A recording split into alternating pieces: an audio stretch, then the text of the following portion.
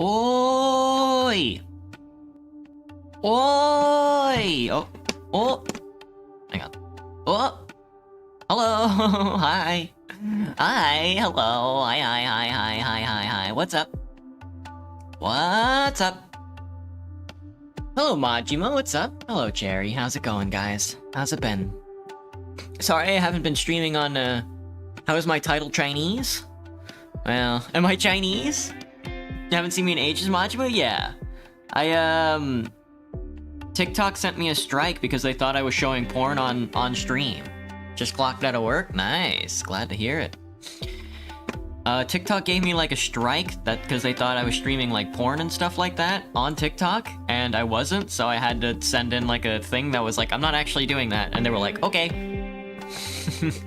So I'm not really sure what happened, but I guess their system pinged me for some reason, because I sent in the thing and they were like, oh yeah, sorry, and then they immediately removed it, so I was like, okay, let's run it back again.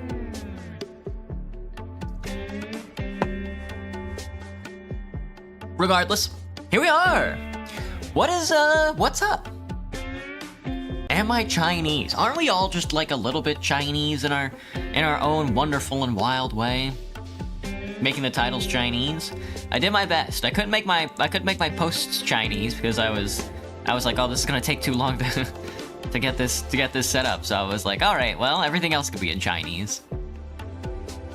Anyway, we are now in the middle of October 13th. We're rocking in the free world, I guess, as they would say, in some very early 2000s rock songs. Name a car for an edit, Aiden? The Ford Pinto. Or the Yugo, whichever. You got a PC, Majima? No shot. Congrats. What'd you get? What are the specs? The first PC that I built, the first PC that I owned was like a really old Dell Tower, and that thing sucked. And then my own personal computer, my first personal computer was like an HP laptop. That thing was also kind of garbage. I've never owned a Chromebook, thank God. And then, the first computer I built, I put a 700 series, NVIDIA card in it, and then I think I put an i3 in it.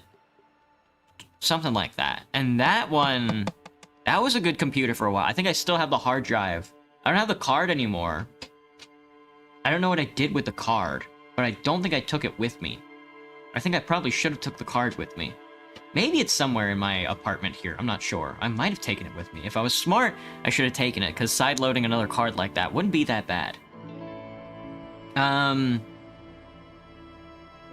then I got a job finally after I built my first computer, because I was only doing like odd jobs to build out my first computer, which had like a shitty little like put together system rig in it. And then the computer I'm using now is after I got my first job and started getting paychecks. Then I built this thing, which has a 3060 in it, and then like an i9, and then I built out like a big ass storage tower that's got like 30 terabytes in it, 40 terabytes in it, 20 terabytes in it, some sort of amount. Yeah, data is a lot cheaper nowadays, which is nice. All the money, all the investment dollars and stuff like that are going to graphics cards, so I don't have to worry about data being expensive. You can get like a terabyte stick of NAND nowadays for like what you could back in the day for like an SSD. Budget, you didn't build it. Your little cousin told me that his friend was selling it. Oh, sending a kid money this Saturday once you get your paycheck, Majima. Nice. That's honestly the way to do it. I don't blame anybody who builds their own computer. You do get more control over it, and you know exactly what's happening inside it, but, why spend the energy, I guess? What's up, lads? Lads? 6'7", Chrissy? 6'7" to you. What am I using all those gigabytes for, Graham? I am recording footage, I'm recording the streams, I'm editing footage, I'm making the funny edits that you guys watch sometimes, and I'm storing them, just in case I need them again. One of the hard drives also, that's one of the hard drives. One of the hard drives is for deep storage for recording. I use an SSD to encode. That way I have like a seamless encoding process on my computer. And then the other hard drive is to download video games and mods and stuff like that. What's he using all those jiggle-wiggles for? My job, of course. Are we playing God of War today, Cherry? We are not. In a way. I guess in a way we're playing God of War. This is kind of like God of War in a way. Burger King foot lettuce. Who would eat burger? Would you eat Burger King if my feet were in your lettuce?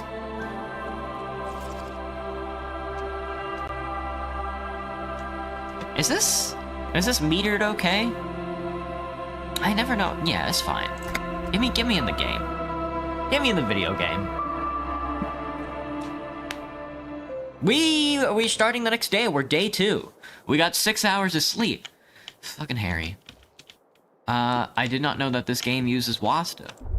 I was so used to just left-clicking on everything and everywhere. Okay. Well, it's the start of the second day. I don't remember what I wanted to do, but we should go get Kim. He's probably downstairs, actually. The door is closed. Still nothing. Still nothing. Gross, gross, gross. How's my week going so far? It just started, Graham. There's the trade union. There's the union, boys. Kim wants to talk about something. Kim wants to suss about something. Suss it up about something. Good morning. Morning. Morning. Looks like we can get to work at once. The union muscle turned up. They look rowdy. We should talk to them. Those the men Gart told us about yesterday. I completely forgot.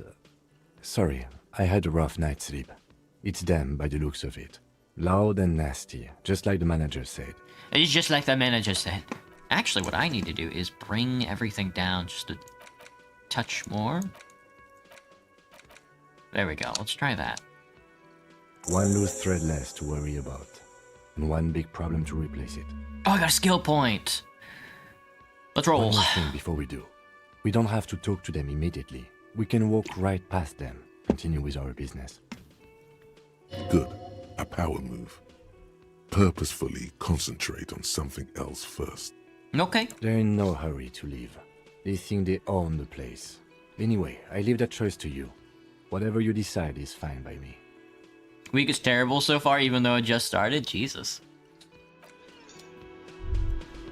We leveled up. We could put another point into inland, or what we could do is hit him with oh, we're already doing Mazovian economics. Oh, we can unlock another slot. We want to unlock another slot, and we want to either do superstar or advanced. I think we're going to do advanced race theory.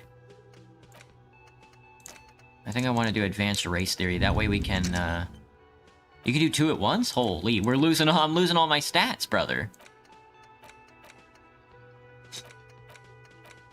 Alright, and then we want to do some kind of superstar, I think. Regardless, let's move on. Gart, how's your day been? How's your morning going, buddy? Can I help you? About the bill for tonight. I don't have the money for the bill for tonight. This girl showed up, though. Just a moment. Lena? And there's no public phones nearby? The closest phone booth is down the coast. Closest phone Sorry booth. for the inconvenience, ma'am. Hello, you are an idiot. What's 62 plus 5? That's 67, brother. The cafeteria manager appears genuinely apologetic. It's fine, I understand. Thank you anyway. Am I feeling Chinese I'm glad to today? see you again, dear. I should have probably learned Chinese before I do the Chinese stream, that's for sure. The lady is distressed. Perhaps something more upbeat might cheer her up. Howdy, Lena. What's kicking? Good day, ma'am. Everything all right? Eavesdropping her. Tell me how I might make it up to you. Oh, howdy, Lena. What's kicking? Good day, ma'am. Everything all right? Please don't trouble yourself about me, sweetie. I was just hoping to make a call, but the Whirling's phone line isn't working. I wonder why. The union office probably has a phone, but I can't really get there. Or to the phone booth down the coast. And Gary's phone is dead, too. Gary's phone is dead, too. What's wrong with the phone The line? manager was vague about it. I wonder why. Hello, Samia. What's up?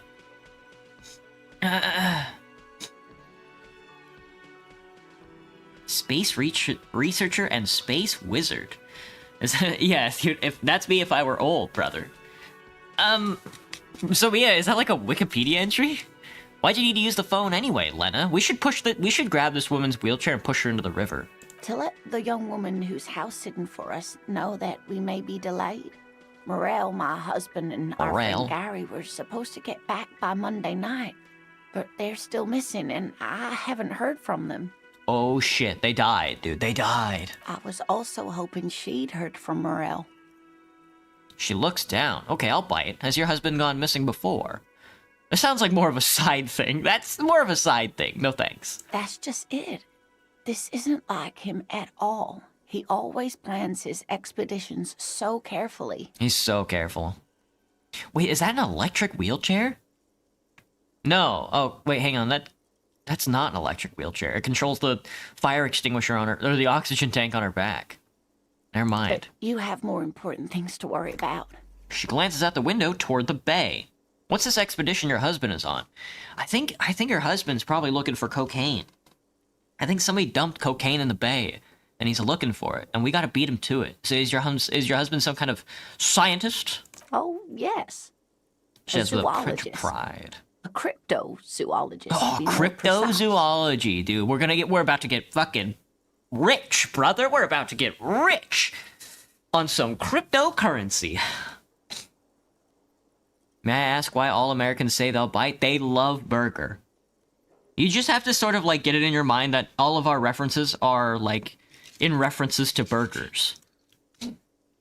It's a pseudoscience that attempts to legitimize research into mythological beasts and urban legends. Urban legends. The lieutenant sounds unimpressed. That sounds like that's right up our alley, lad. That's one opinion, yes. Whopper, And people yes. are entitled to their opinions. My apologies, ma'am. I did not mean to undermine your hobby. She didn't Kim, come on, Kim. You know we're gonna pursue this lead. Get real, brother. It's not a hobby, dear.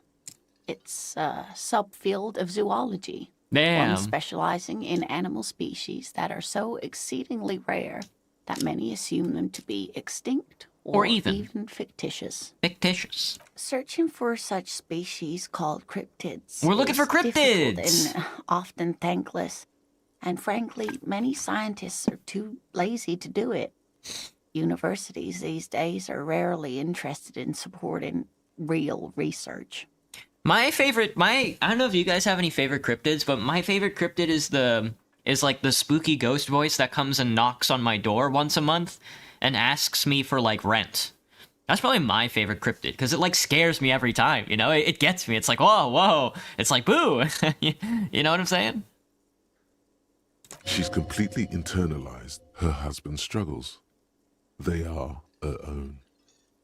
Maybe I could convince her to tell me about some cool cryptids. 92% chance, yes. Sometimes there we go. The most charming thing you can do is be reasonable in your requests. Very true. Could you tell me about just one interesting cryptid? I suppose you could use a break and I could use a distraction. Yeah. One cryptid, like you said. One. This can't turn into some kind of cryptid extravaganza. We have things to do. Cryptid extravaganza? I like the sound of that. And I don't. Just one. Just one. What if you made my next thumbnail, Bob? Okay. Go for it. That'd be cool, Bob. Panda Pokey Shop. Those eyes. I got them. I got these eyes. Are you talking about the pumpkin, right? Zooming in on the VTuber angle. Excellent choice.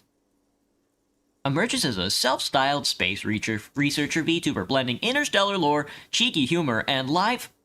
My favorite cryptid would be the Headless Mule. I've never heard of that one, Graham. What am I doing next stream? What are we doing tomorrow? I can't use any thumbnails this week because we already made them all yesterday. Tomorrow we're doing Roblox.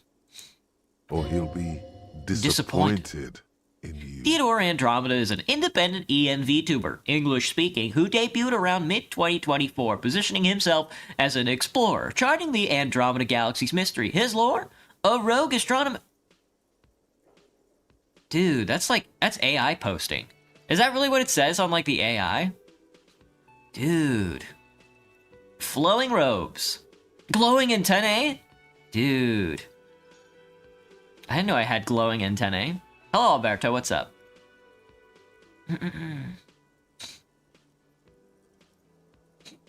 Alright. He'll be disappointed in you. What's the biggest cryptid? What's the tiniest cryptid? The most dangerous cryptid? Are there any invisible cryptids? What's the invisible cryptid? What an interesting question. And the answer is yes, there are. Oh. Of course. All fairy tales have someone or something invisible. Invisible in them. You're right, Kim, it's childish, but I need to know. Shush, Kim, she's gonna tell me about the invisible cryptid. It's the Col de Mama d'Aqua. Its name means thin whisper of sound, and that's precisely what it is. Self-replicating sound waves, invisible and intangible. The Col de Mama is very afraid of us, which makes it incredibly difficult to track. Holy dude, the Col de Mama d'Aqua. What a name, what a name. What does it sound like? Could it be here? Right now? It could be. Could be. As I said, it could be everywhere. And we wouldn't know any better. It could be ringing all the days of our lives and nights. Some folklore for if you, yo, folklore. I can go for some folklore. What does it sound like? Like nothing. It's such a high-pitched sound that us humans can't hear it, nor can other animals. It could be ringing right outside your window and you wouldn't even know it. Could be anywhere. Everywhere, even. Anywhere, everywhere. Fine, even. I'll bite. How can an animal be a sound? How can an animal be a sound, Kim? What's the deal, Kim? Many scientists have asked the same question. Some have claimed that it isn't itself a sound. Okay, but Somia, a tiny we get it. corpuscle that emits Thank you, sound though. waves. But there's no evidence to support this theory. Why is the Mama d'Aqua so afraid of us? That is a sad story. A group of university students assisting with the field work in their enthusiasm for the project, and no doubt because they were preoccupied with impressing their professors, nearly drove it to extinction. Okay. Hang on, give me a second.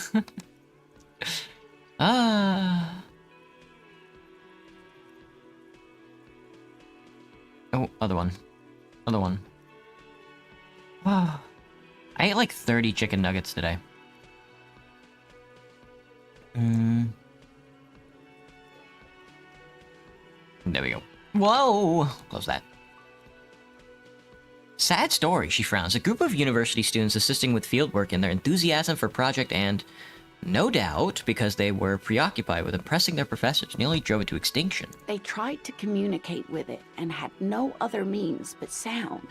So they started sending out sound waves at frequencies they thought might match the Mama d'Aqua's.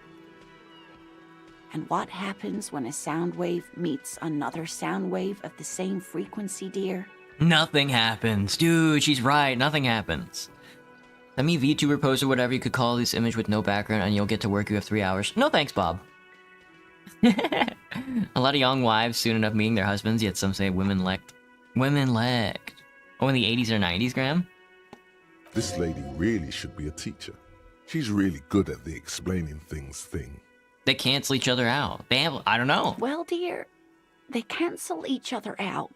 And these tests were performed so recklessly that when they happened upon the right frequency, well, they wiped out most of the population. Holy God. Hello, Nyan Nyeko. Mimi Mocha Nako Moe Moe Kyun Mo Baka Baka. What game is this? This is Disco Elysium. Nyan Neko Mimi Mocha Nako Moe Moe Kyun Mo Baka Baka. Well, let's say the ones left at the altar would suffer from a curse. Oh shit. Great regret washes over her. A wending cloth. A wending cloth. After that, the corpuscle appears to have migrated elsewhere. There have been recordings of anomalies similar to those spotted in Ea, but they've been few and far between. it's impossible to confirm the presence of any stable Koltama Madakwa population anywhere. Is this true? Of course. A common thread in these. Disappearance and unfalsifiability. I like the story, though, ma'am. I like the story, though. I'm glad you did, dear. Interesting. What about... What about what? This has been educational. No, I want to learn, though. What's the biggest cryptid? Hey, you promised you'd only ask about one cryptid. But don't you want to hear? All right. We can move on for now. It'd be dishonorable to renege on the promise. I'm glad you see it that way. Did we have anything more to do here? What's the expedition your husband was on? Lena? Just some field If that's work, your real sweetie. name. Morel is a highly trained scientist. He and his assistant Gary are studying an extremely rare species of insect. But they should have returned by now. They were just going down the coast across the water lock to set a few traps. He said they'd be back on Monday. What could be keeping them? They're probably... Well, I mean, the bridge is out, I think. Isn't the bridge out? They definitely wouldn't be coming back if the bridge was out. Hello, Pine VR. What's up? Hello, roaches. How's it going? The waterlock. That was broken. Could this be it? I imagine that's what it was. Who's this Gary person? Oh, sweetie, it's nothing like that. Gary fucking killed her husband. Gary's as loyal as they come. I trust him with my husband's life any day. The water lock to the other side of the coast is broken. They're probably just stuck over there. Oh my. What happened to the water lock? Wouldn't you know, it's blocked by a big butter billboard. It fell right into the water. Oh, sweetie. If it weren't for you, I'd be looking forward to another sleepless night. Thank you from the bottom of my heart. You're welcome, ma'am. Aw. I hate to ask, Adorable. but if your investigation takes you to the other side of the coast, please do keep an eye out for my husband.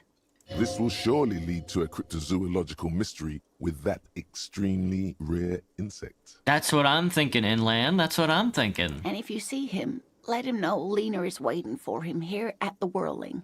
He gets so tangled up in his work that he may not know the water lock's been repaired. And it's cold out there. If I see him, I'll let him know you're here. When or if I get Oh, there. you're such a dear. Thank you, sweetie. Tell me more about Morel, looks, character, your Oh, relationship. dear. I'm not sure where to begin. What does your husband look like? Well, He's a his expression fucking is tosser, slightly mate. He's a grumpy, but tosser. His eyes are always bright and curious, like a small boy's. And his palms are quite coarse from all the field work, but he's quite gentle. He's quite gentle. It's always a challenge to describe the person you know best in the world. Ain't that the truth? Empathy moment. Let's try it again. If we were to meet him on the street, what would I look for? It's good enough. Let me ask you something. I'm sorry, sweetie. We'll know I'm him. afraid I'm not very good at this sort of thing. We'll know when we see him. He's hanging out with the fascists. A very drastic curse one certain night. A young marinara inside a barn would have her head burst into flames from anguish as the headless mule ran through the field rapidly. Damn. Jesus. How long have you been married? We'll be celebrating our 16th anniversary this autumn. Nice. Not the most numerically satisfying anniversary, but I like the less obvious milestones even more somehow. Agreed. How'd the two of you meet? By a dating agency, I'm ashamed to say. Nice. I was looking to get back into the scene after recovering from my accident. And he'd just divorced. Aw. We hit it off, and Here we are. Here we are. She's adorable. She smiles wistfully. I think I got all the information I need. I Let's hope move I've on. been useful. Tell me more about this rare insect your husband's looking for. Oh, sweetie, it's fascinating. But I shouldn't bore you with entomological minutiae. Minutiae. The lieutenant gives you a sideways glance. I know, I want to hear about the insect. Well, it's a phasmid, technically, but Any phasmids? Any phasmids in chat? Oh, yeah. Here comes the interesting. That's what I'm talking about. where other phasmids imitate sticks or leaves, this one's a living reed. It disguises itself among the reeds here on the Insular Indian coast. Insular Indian coast. There's only one place where reeds grow here on the Insular Indian coast. Here in Martinez, in Revachol. if you will. Hence it's named the Insulindian Phasmid. Perhaps you'll end up co-discovering the Phasmid with us officers. She looks you in the eye and nods thoughtfully. Oh, she's more right than she knows. I knew it. We're gonna be chasing made-up insects with cryptozoologists. He doesn't like that fact. It's not made up, officer. I can assure you. It's simply elusive, so much so that most establishment zoologists doubt it exists at all. What makes you think it's around here? Does it have cool powers? Well, some teenagers making out in the reeds saw one. Oh, shit. They didn't know what it was, of course, but there was a brief article in a local newspaper about their encounter with a ghost insect that looks like the reeds. Gary sent us the clipping. So newspaper clipping is all the evidence you Of have. course, most Phasmid sightings turn out to be false alarms, but their description matched the Insulindian Phasmid perfectly, and they didn't even know what they were looking at. Is it dangerous? Not at all. Why else would it hide itself so carefully? True. True. So true. It's valuable. Oh, I doubt it. No one gets into cryptozoology for the money, sweetie. So true, Lena. So true. Does it have cool powers? Yes, it can blend in almost perfectly among the reeds. It's how it stayed hidden all these years. Centuries. Centuries, even. Okay, what's so special about this stick bug, then? Oh, dear. I'm afraid I'm not explaining this very well. It is very special. The woman's face flushes with embarrassment. Morel can explain it all much better. I wish you could hear him describe it. Then you'd understand, I'm sure. Can you roast me, Somia? As long as you're not doing, like, the big-ass blocks of text again. Then yeah, man, go for it. Alright, I'd really like to hear about more cryptids. You know, to hell with it. Let's have more cryptids. Yeah, yes! Of course, officers. Yes! Is there a particular cryptid you two are interested in learning about? The biggest cryptid. Hey, you promised. No, I'm glad Kim, you sneaked please! that. That's all for now. Thank you, Lena. You the best girl.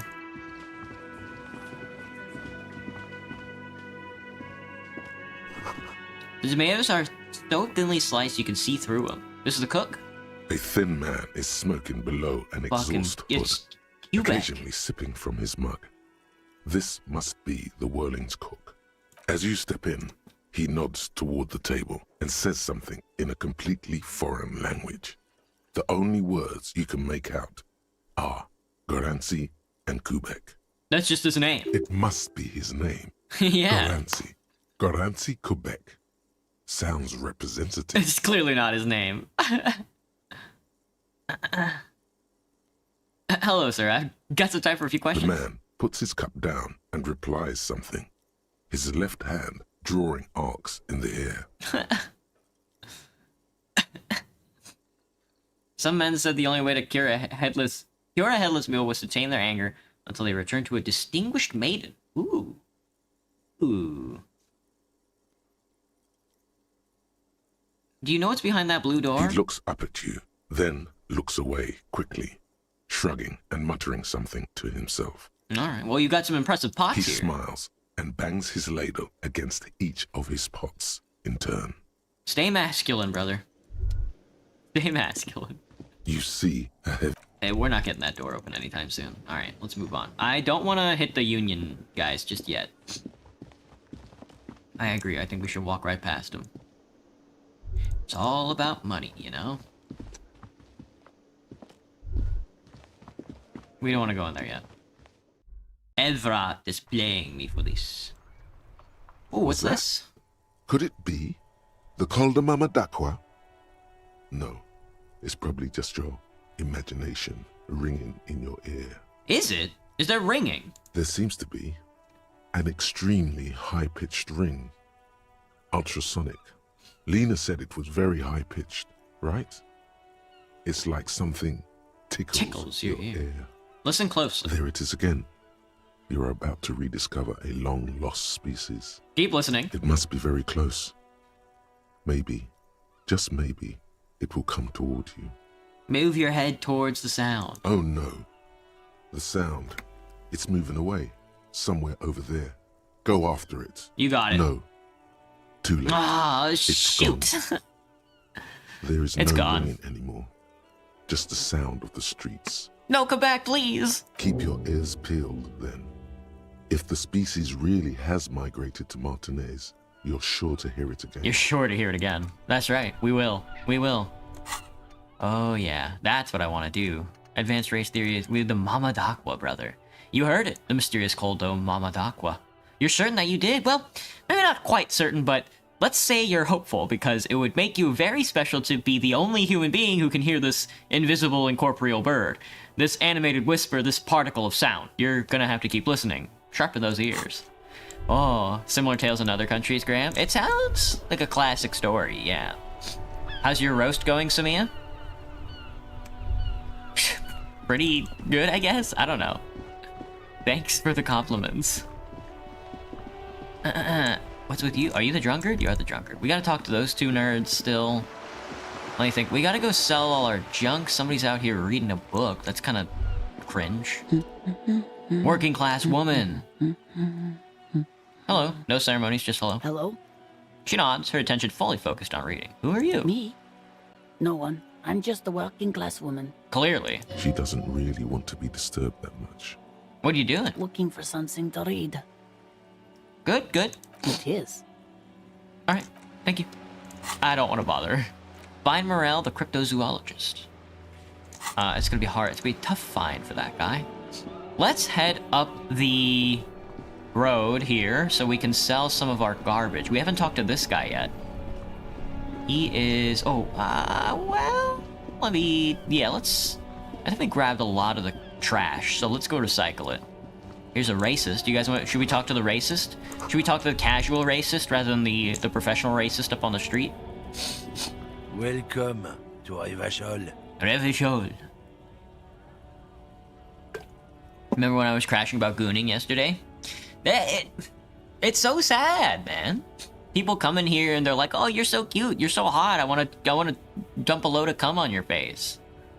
And then it's like, well, none of you guys actually mean that. What the fuck? Not sure where the story came from, but young men from families of 5 will become a werewolf once they achieve their 18th birthday. That's what I hear, Grandma. I hear you become a wizard if you don't have sex by the time you're 30. I've been trying to do that one. Why are you addressing my partner like that? Hey, I know Revachol. That's where we are. Don't you welcome to Revachol me. My grandfather came here from a 3,000-year-old racist isolationist culture, while your ancestors came to this island a mere 300 years ago. Kim is doing reverse racism. What the fuck? You made the thumbnail, Bob? Nice. Every school of thought and government has failed in the city, but I love it nonetheless. You can go ahead and post It in the... belongs to Yeah, me oh, okay, you as sent me much it? as Well, it belongs to you. if I do use it, it's gonna have to be next week. Thank you, though. I'll take a look at it, probably later on in the stream. Maybe during my break or something. Belongs to me as much as it belongs to you. You tell him. Say nothing. Let's let it play out.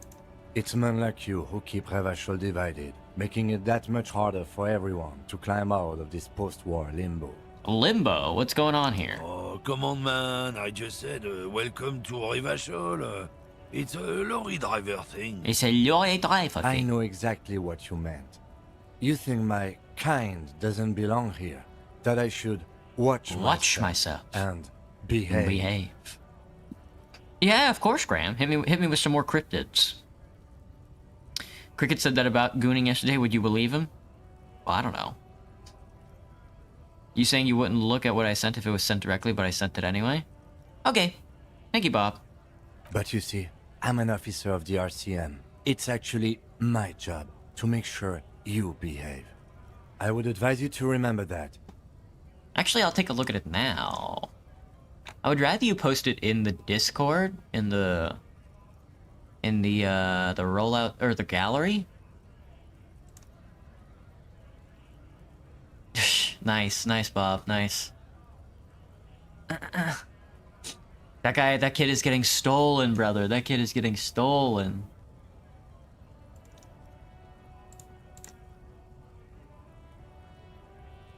Oh, it's a good thumbnail, Bob.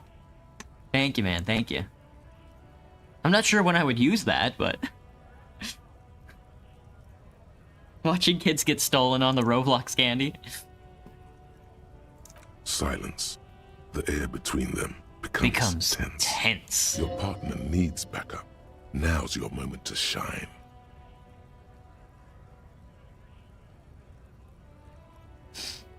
Give the lieutenant a punch on the shoulder. Fucking A, Kim, I've got your back. You two make a cute couple. You know that? He's racist and homophobic. The lieutenant exhales and resumes his regular calmness. You sense slight embarrassment for the outburst. Or is it pride? Impossible to tell. Now that that's settled, we have a couple of questions. Whatever you say, officers. He waits impassively, cigarette smoldering between his fingers. Jesus. A lot of poachers around the Amazon woods, be it footsteps that seem to backtrack into confusing directions or screams of animals never heard before. It's supposed to be a thumbnail meant for Roblox, so maybe you could use it next time I play Roblox. I'm not going to use it tomorrow, Bob, because that's when we're going to play Roblox next, but I'm not sure when we're going to play Roblox after that, so maybe. I found this mug in the trash. Is it yours? Oh man, that's great. Look at that guy go. Haven't seen anything that funny in a while. Jesus. Is it yours? God damn. Thanks for that, but no, it's not mine. What the fuck, man? What was that? What are you hauling? Oh, not much anymore. I'm here to pick up some cargo, but the dock workers are on strike, so it's a sit and wait on your ass situation. How long has this been going on? The strike? Oh, they've been at it for a while. A month. Holy. 2 months, maybe. But this here is just the last week or so. You think so, bud? What kind of cargo are you supposed to be picking up? Apples. Apples? Yeah, apples. I take it you had other questions? Apples, he says. He's given you the runaround. Let's be honest, you were bested. What was that argument all about? It's about Fuck you, biological rhetoric. determinism, natural law, the sorting of the races. Jesus. Not the most popular topic nowadays, with the coalition in charge and all. You might want to change the topic. That is, bury your head under the sand like common sheep. To be honest, I can't really remember what that means. Please explain. People who've studied these things say that you and me are superior by design. So, naturally, we Occidentals should be in charge. Obviously, you can see the merits in that. What else have you thought of? So, lately we Occidentals have experienced an unfortunate downturn when members of the superior race cease to believe in their innate superiority. They stop competing for resources. Okay, and? This concerns you, policeman, so you better be vigilant. The damn kips are showing up good lately. Same with the mosquitoes. And the other intruder species too. Ugh. They're on the precipice of cultural victory. Gross. What's this cultural victory? It's what the kips of Boogie Street are going for, right under our noses. And the others too, on the radio. Heard any chansons lately? Heard any motetos or leader? No. Dominating culture is how they plan to win. They say so themselves. Uh-huh. It's true. Also, you need to realize the dangers of mixing races. Who knows what might happen if people don't stay in their birthplace? You might end up with a new sub-race, with unknown characteristics, leading to extra competition. That's why you've got to control the offspring. Is this guy just like a... he's like a French English, he's like a French English, like... Yeah, just racist lorry driver, I guess. I think I can get down with racism. I'm not down with this. Why don't you go fuck yourself? I can get down with racism. Good. If we, the evening people, pull together, we can form a bulwark against these troubled times. Root out the forces that seek to undermine the well-being of our people. Jesus, brother. They saw an Indian boy, maybe from a nearby tribe, except for the fact his ankles were backwards. Wild hair that seemed to move like fire against the wind, and an ear-piercing scream. Lieutenant Kitsuragi's stern expression remains unchanged. He's but not you happy sense about this. He can't be happy about this turn of events. Nice, Kim. Oh no, not too happy. Not too happy. See you later. Aw, Kim. When you said before that you were down with racism, was it meant in earnest? Or were you just trying to win his confidence? Don't worry, I'm Well, now not you've down done with... it. Let's see if you can talk your way out of this one. Relax, I was practicing the time-honored technique known as a lie. I suppose that's a relief. Just be careful how often you avail yourself of this technique. A lie may be useful in the short term, but I have a way of catching up with you later. And one more thing. As you've seen, these sorts of attitudes are quite common in Martinez, so I expect this to happen again and again. Again and again. He's so fucking prideful, man. Here we are, in the dumps and the aftermath of total revolution. And we've got just like this shitbag like English tosser fucking being racist and Kim, a cop, full of pride about it. And it's just like, no, man. They sent this motherfucker out here with a gun in his hand to enforce the law in some faraway land. You know? We might as well be colonizers at this point. And he's over here with his shoulders back and his chin high, just being like, oh yeah, I'm taking offense to this. It's just like, come on, man. What the fuck? Like, yeah, he's being racist. Yeah, he's a fucking shitbag and should probably be shot, honestly. But like, you're no better. Just because you have like the liberal notion in your head about it. And so the poachers had someone to blame for the footsteps that lead nowhere, also known as Kurupira. Dang. I've had this conversation enough times in my life. From now on, I'm going to stay out of it. How you choose to respond is your business. But be careful. Now let's move on. Damn, Kim, damn. I get it, though. What are these nerds out here doing? They're out here striking, brother. They're out here striking. Yellow roses. Dozens of them. Tulips, too. Now, this is the machine I The want machine stands in the corner. A sign says, 1 bottle equals 10 cents. 10 cents. Your bottles clunk into the machine. That's and not the enough money. Appears with a satisfying jingle. You're a richer man now. You're 100% sure you got special hobo cop money for that tier. Yeah. At least 100% extra tier money. If the numbers on the machine told you otherwise, it's a lie. The So tier true. machine stands in the corner. A sign says, 1 bottle equals 10 cents. 62 plus 5, so maybe that's 67. The tribe of Indians doing a little trolling. No. You need tear to use the tear machine. What? She's so mean. A melancholy pop song plays on the radio. A small cabinet on the wall is filled with various medicine bottles, nasal sprays, and blister packs. Blister packs. They all bear the Saint Baptiste Pharmaceutics logo. Saint Baptiste Pharmaceuticals. Just ask me if you need anything from Saint Baptiste. We don't stock prescription meds, but we do have Nosafed, Dramamine, Magnesium, and Hypnogamma. Damn. Nosafed, Dramamine, Magnesium, Hypnogamma. I see. I don't know. Let's see. Nosafed is a nasal spray. Dramamine is a really good painkiller. Magnesium is a dietary supplement. Hypnogamma is... She stops. I don't really know what Hypnogamma is. Me neither, girl. I guess it makes you feel less shit. It's recommended to use after lots of partying, studying, or exercising. They got a ginger shot up on the wall. They're charging me like 0.82 cents for it. Gross.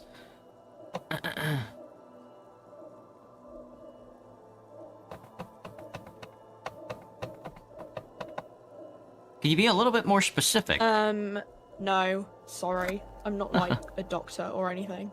Who's Saint Baptiste? Saint Baptiste. You know, the pharmaceuticals company. I think there's a little more to that. Saint Baptiste Pharmaceuticals. The one that sells meds out of Saint Baptiste. She got my ass. There. You got any ammonia? Yeah, there's like an ampule somewhere. Ampule of ammonia, $1. I don't think I need that. Oh, I think I need that so I can handle the body. You see several packaged raincoats. A fucking filled raincoat. A low shelf beneath a display of croissants and juice bottles. The raincoats are transparent, except for the big Fritta slogan on the back. Fritta. What's that? What is what? It's a raincoat. No shot. If you want to buy one, then it's only 4 real. I'm gonna need. I have no strength, so I'm gonna need that cabinet on the wall. ammonia. Okay, don't. Thank you, baby girl. You do best. A colorful display of cigarettes and alcohol bottles lined the shop wall, inviting you closer. There, in that dark green glass, all in vain, the great flowing river of warmth, wine, alcohol, beer, alcohol, love, alcohol. You're gonna eat my toes? Does the word... Wait, are you not allowed to send the word toes on YouTube? That's hilarious. I'm in heaven. I need it all so bad. Say nothing, just take it. Take it in. It's not a good place for a recovering addict. I'm obliged to inform you that both alcohol and cigarettes damage your health. Really? But I guess you already know that. Don't ask. Don't She look. fucking got my ass. Don't do anything here. Just go away. Get back to work. The Commodore Red gives me a physique and no morale. No shot. Give me a pale-aged vodka. 30 fucking real, brother. 1 physique, 1 morale. The potent Pilsner and the Astra cigarettes. 1 intellect, -1 health. If I smoke this cigarette, I'll die. Impressive. Please tell me more about these products. The pale aged vodka is special, I guess. It's stored in pale for a couple of years, which makes it super expensive and super strong. What is pale? You know. She shrugs, uninterested in explaining it further. Me too, girl. Me too. YouTube does not censor the word ass. I mean, I already said it'd hurt you. I don't know what else to do. I don't know what else it does either, baby girl. Do you sell any under-the-counter vices? No, Frit only sells legal drugs, like the law says. She's the best. She's the best. Frit only sells legal drugs, like it says. Here we go, strikers and strike breakers. You mind if I take a look in this, A lorry stuck in the traffic jam. This big, heavy Grad-made machine is well kept for such an old machine. Look in the window. The windows are clear. They've been recently washed. You can see a lorryman's cabin with personal belongings, stickers, insignia. Kind of stickers and insignia. The driver has adorned his space with a substantial collection of peculiar paraphernalia. Honor, strength, Proclamations purity. about honor, strength, and purity are glued to various panels. What about that back The seat? back end of the cabin is a small perch to sleep, large ashtrays. There are several suns and wheels sewn into the curtains. Alright. Racist nationalist paraphernalia. Nice. Not unusual in this part of town. This is our guy. The lieutenant nods towards the racist lorry driver. You think this lorry belongs to our tough guy? Likely, yes. This guy's proud of who he is. Drapes it all over his machine. Wipes it all over his machine. Very true, very true. I got my ampule. We're gonna need that for some study up. Alright, let's keep it rolling. I don't think I can do anything else there. Other than just start talking to the Union, so let me go talk to, not Frite, but rather, let's go talk to this guy and the other guy. Both of these guys have something to say. I guess we could try the body again as well, now that I have the ammonia. I am a gander and a hunter and a gatherer. Feel like a traveler. The man mutters to himself, assenting the beats as he goes. We'll keep listening. From another planet. He finishes Hey and there. turns to you. What's going on? The jam, my man. He motions towards the sprawl of lorries with a sweeping gesture. What's the It's a jam? traffic jam for the ages. Harbor gates up the street are shut tight. No explanation given. Workers on strike, scabs agitating, an all-around clusterfuck. He's right. Meanwhile, we're all stuck here in long-haul limbo for days upon days upon days. On days. Upon days. Limba, huh? So that's where I am. Yeah, exactly. So how long have you been here? Feels like forever. Like I was born on this here roundabout and this was all I ever knew. Just me and the metal and the tires, the oil and the fumes of mazout. Extravagantly phrased, but I can roll with it. Yeah, imagine. It's been a whole week already. That's it. Behind the laugh, however, a touch of sorrow. Indeed. So tell me, what do you need? Gonna spare some change for a working stiff? Huh? Oh. No, I ain't got any money. They don't want to pay for unfinished work. They who? The bosses, man. Makes sense. First work, then pay. I don't know who these bosses think they are, but sounds like a good arrangement for them. So you're broke. Got it. Makes sense. First work, then pay. Makes sense. Oh! It sucks is what it does.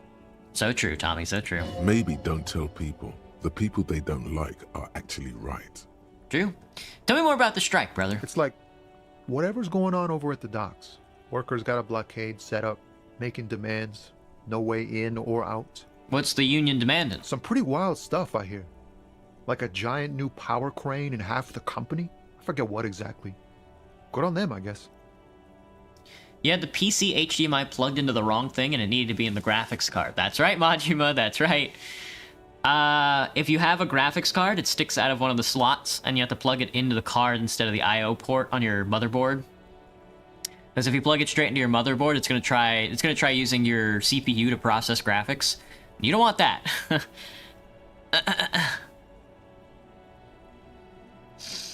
Good on them, I guess. I've heard talk there's a company rep in town too. Like a strike negotiator type. They'd know what's up. Precise demands and so on. So on and so forth. Ah, yes, from the Wild Pines. We'll meet her soon enough, I'm sure. What do you think the company wants? They want to keep that money flowing in, my man. Ka-ching. Ka-ching. Anything else I should know? Anything else? Yeah, this ain't really my area of expertise. I just do my job and get paid. I have things to do and places to be. All of us do.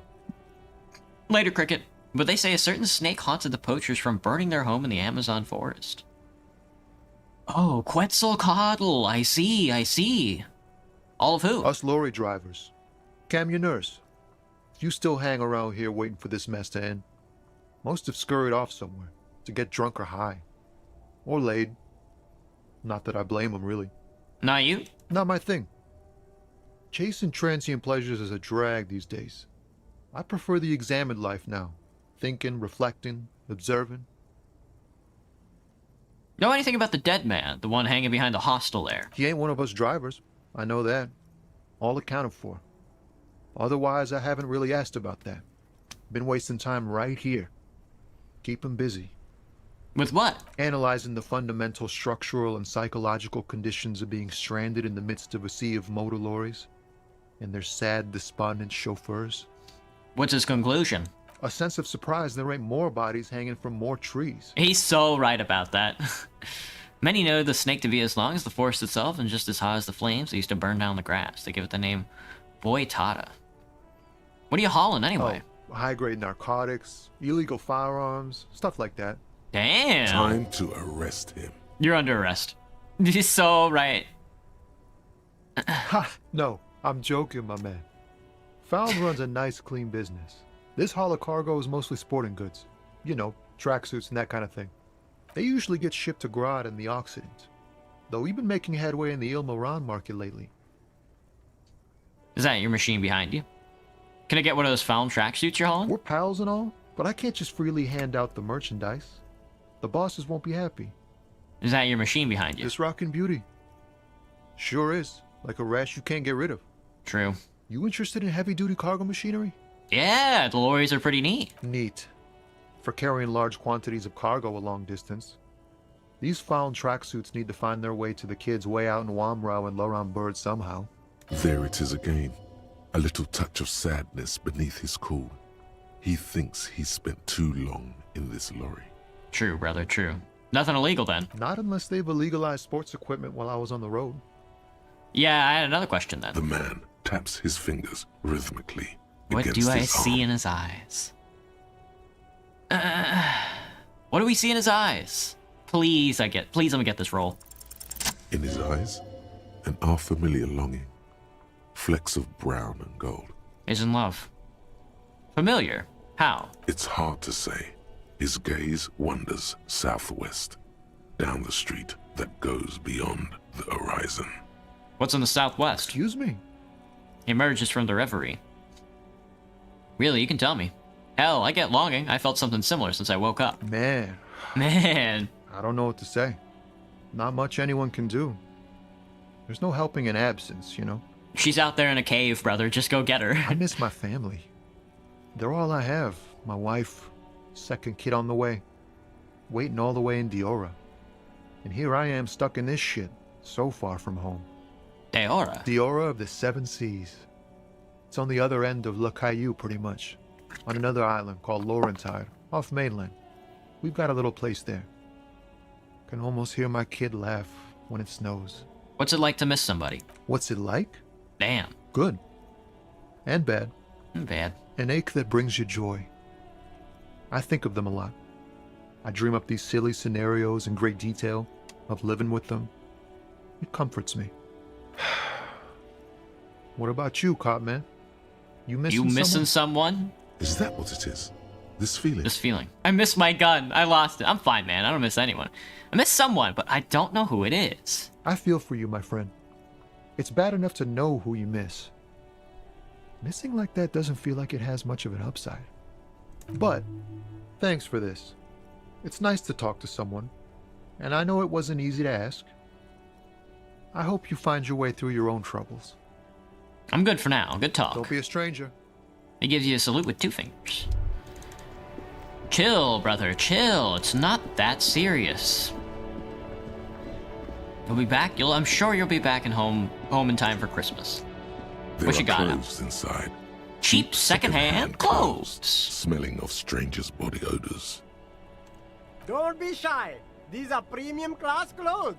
Good quality fabrics, best retro design. Save the economy with your style, officer. Browse through the You box. find your hands deep in tattered and faded garments made should be from good. weird polyester blends This should be that good. make your body itch and sweat in In all the wrong places. Probably 7 years since you heard some folklore. Nice. Economical, but also trendy. Look firsthand, buy secondhand. Keep the economy moving. Find something worth salvaging from the pile of rags. Low composure. No good. All you can come up with are some treated wool pants. You can tell they're too tight around your thighs and too loose around the waist. Touch them. They itch like hell.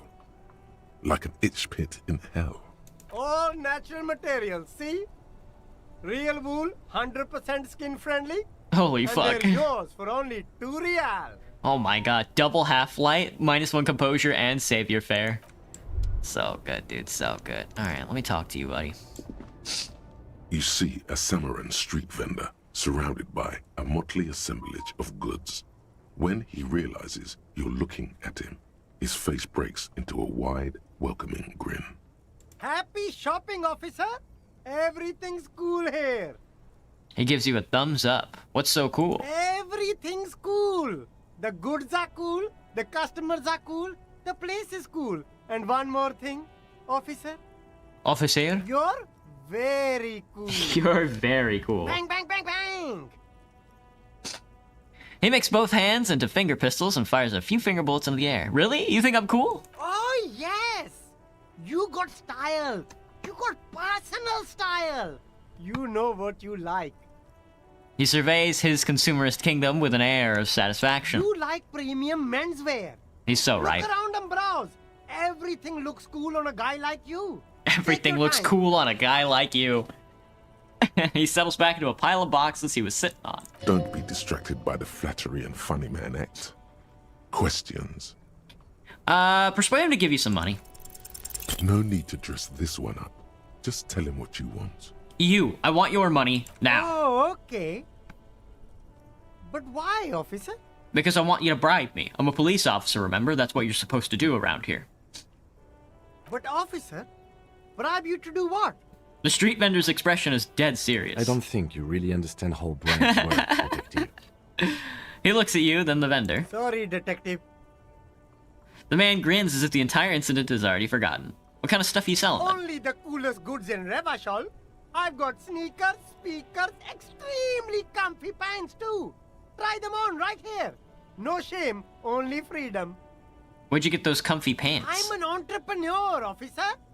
I've got sources, buyers, suppliers, distributors, manufacturers, wholesalers, all extremely cool and above board. And above board. You got a permit then? Good joke, officer. Good joke.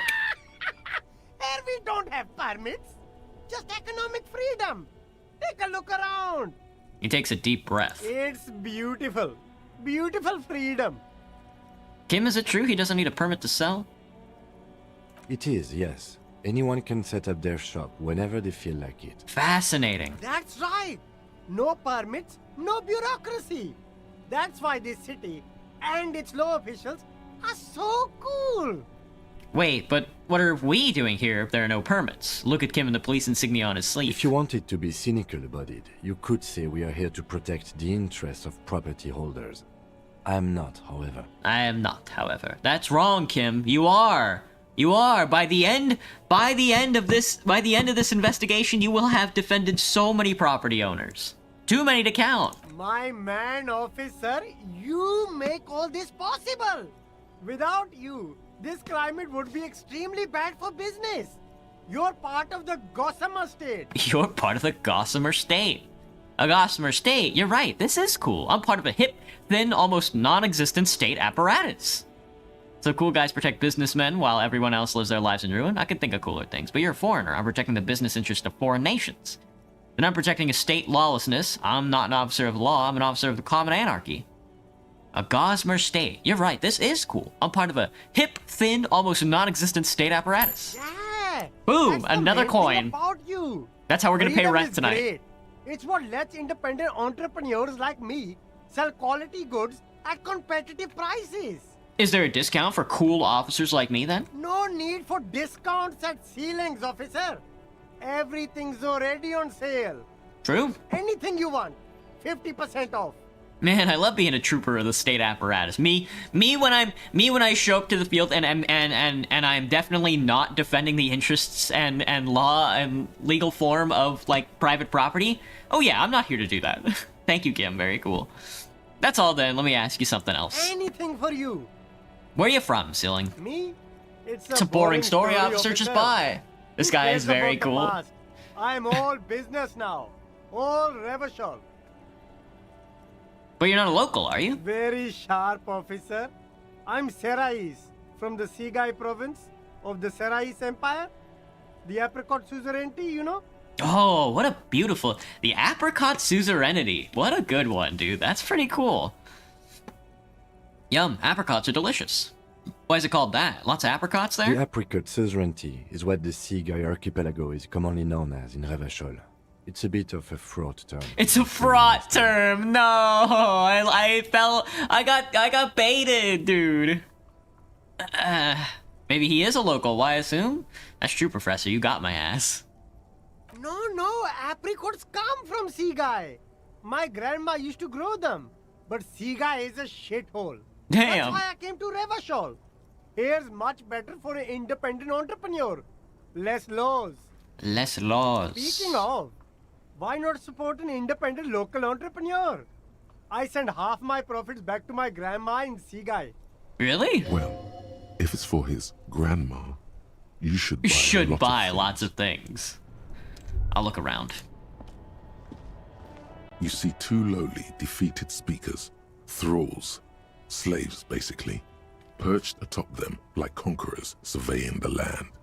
A pair of found, durable wear sneakers. Ultra series. Oh! I can see you've a taste for luxury, officer. Can't keep your eyes off those sneakers? Certainly not. A pair of found ultras. He's got the ultras. Design is impossibly sleek and simple. A futuristic silhouette with a sleek monochrome colorway, a jet black upper, and a silver-lined midsole. Ooh, looking slick. Those sneakers, mister. Those sneakers are the latest found sneakers. Super rare, super fine, super cool. Only 50 real. I need those found sneakers. One reaction speed and one hand-eye coordination. Give me the These once speakers. respectable speakers have been conquered, reduced to a mere prop by the indomitable found ultras. Oh no. No, don't look at the speakers, officer. Look at the sneakers. The sneakers are the stars here. What about the speakers, though? Doesn't anybody want those speakers? These, officer? These speakers are Samaran garbage. I'm Damn. ashamed to even use them for props. Don't waste your time on them. Can I just buy the sad conquered Samaran speakers? No way, officer! These aren't for sale. They're bad speakers. Lo-fi socialist junk. Lo-fi socialist junk.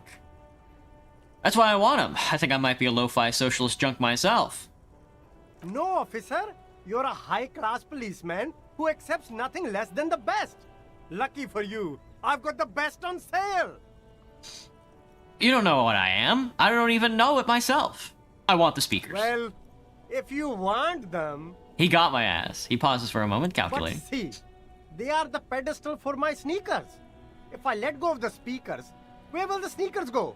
I can't leave premium lifestyle sneakers on the ground. He's right. If, on the other hand, you wanted to buy the sneakers too, I could maybe throw in the speakers for little extra. 50 cents? 50 cents. That's too much, brother. That's too much. I can't buy your speakers or your sneakers. There's a pile of cheap sunglasses Here we in go. a small box. A variety of shapes and colors. What you like got? Sunglasses, officer? I've got the latest styles right here. The vendor takes a pair of sunglasses and sticks them under your nose. All right, let's try them. Abort. These are hideous. Uh-oh. What's more, they don't even fit your face. You can feel them pinching your nose and chafing against your brow. The perfect. Damn, officer! You look like a mega secret spy. Very secret. They're practically made for you. I'll let you have them for Oh, dude. 2 real and 50 cents. Holy. No, you are definitely No. not buying those. Don't tell me what to do, Kim. I like those sunglasses. No, I can't. I We can't. can't walk around with you looking like this. Okay, fine. Go ahead. If you want to look like a walking midlife crisis, then who am I to interfere? The lieutenant's reverse psychology for Betty doesn't work on you. If you want to look like a mega secret midlife crisis, that's Your choice. Damn. Electrochemistry and logic. Rummage through the box. These are all boring. No. Boring third-rate ho-hum sunglasses made of cheap Syrahese plastic. The kind of plastic that melts. That melts in the sun. sun, dude. These are all first-rate sunglasses. Premium design, super material, very cool. UV resistant. These will definitely keep your eyes safe and cool while doing your dangerous police work. Later, Anuk. Have a good one, man. See you Monday. Try again. Maybe you can find some interesting sunglasses. No luck. No All luck. you find is this lime-colored cellophane visor. That's perfect. Produced by a bargain sportswear brand called Amphibian, apparently. There's a malformed green frog on its bent cap. Damn. Oh, that visor is perfect for you, officer. It'll definitely keep the sun out of your eyes while you're shooting criminals. Bang, bang! And all for a mere 6 real. Turn to the lieutenant. Kim, are firefighters something we should prepare for? I hope not. Firefights? You don't like it? Sure, Square Joe. No problem. Let's get you some real shades. +1 perception on the amphibian sports fighters. Not too bad. Read it and weep, Advanced lads. race theory. Oh, here we go. Everything is calm in the eye of the race storm. Your mind is lucid and bright. The mind-bending phylogenetics appear more distant and, to be fair, a little ridiculous. The great race mystery has cleared up. All that's left to do is verbalize your thoughts. Go and talk to Measurehead about your newly found insights. I'm excited. We're excited to talk about the advanced race theory. Learning cap for rhetoric has been raised to 5 and +1 conceptualization. The mystery is mostly aesthetic. And indeed it is. Alright, well now we can get past Measurehead. So we can go talk to our boy who's trying to help us find our gun. Doo-doo-doo-doo. The bridge opens up on Wednesday, which is tomorrow. What else do we need to do? We need to go talk to... we need to go talk to the Pine Union's rep. We gotta get the body down and do a sketch through. What do you think? Well, look who it is, dude. Look who it is. Of course she's out on the damn roof having a ciggy rat. Kuno's still over here hanging out.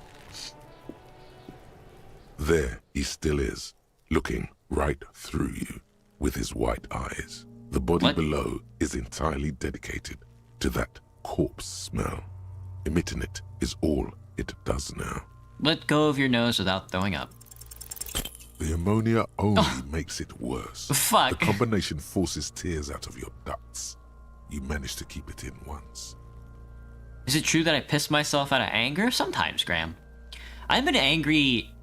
I haven't been so angry that I start like crying or like pissing and shitting in like a very long time though. The second time, not so much. When the vomiting is done, your cheeks are wet with tears. Cheeks are wet with tears. Damn, that's twice now. I think I want to be a cop, spit and say nothing. I don't think I want to be a cop anymore. Get a hold of yourself. Feel the lieutenant pat you on your back rhythmically. The weight is reassuring, like a crenel on solid fortification. Pat, pat, pat, pat. I've seen strong men turn themselves inside out for hours. You are facing tough odds here. Alcohol withdrawal makes it considerably harder. You are being weak. This is weakness, and it cannot go on much longer. Or you will lose.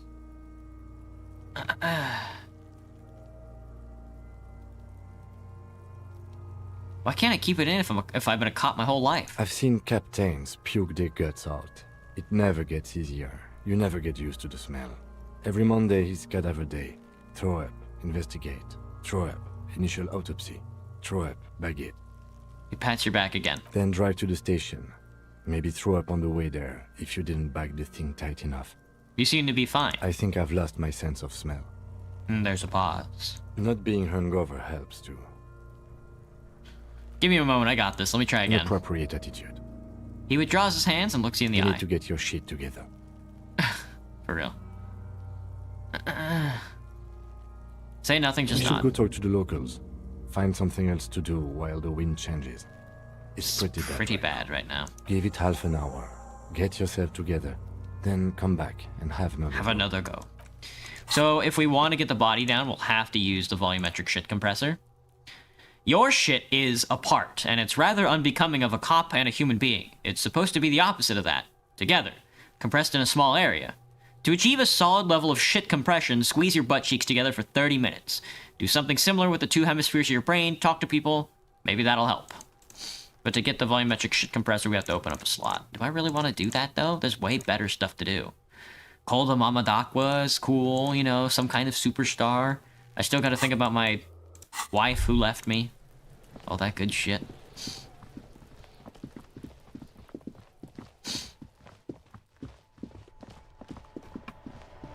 Okay, so we can either talk to Wild Pines Union rep, we can go inside and talk to the Union, or we can go talk to Mr. Everard Clare himself. Or maybe we could talk to one of the evilest characters I've ever met in any video game ever.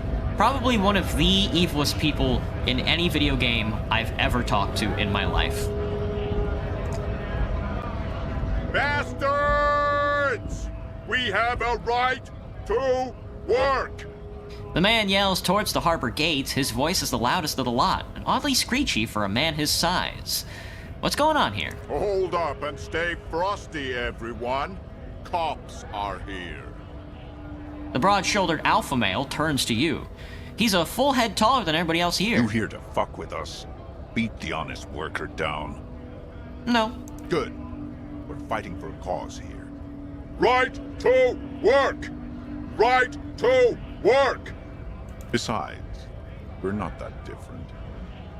It helps if people see us talking, cops and strikebreakers together. Shows authorities are on our side. Builds confidence. What kind of cause are we talking about here? Rights of people. Rights of workers. To have gainful employment. To make a salary. And feed their families.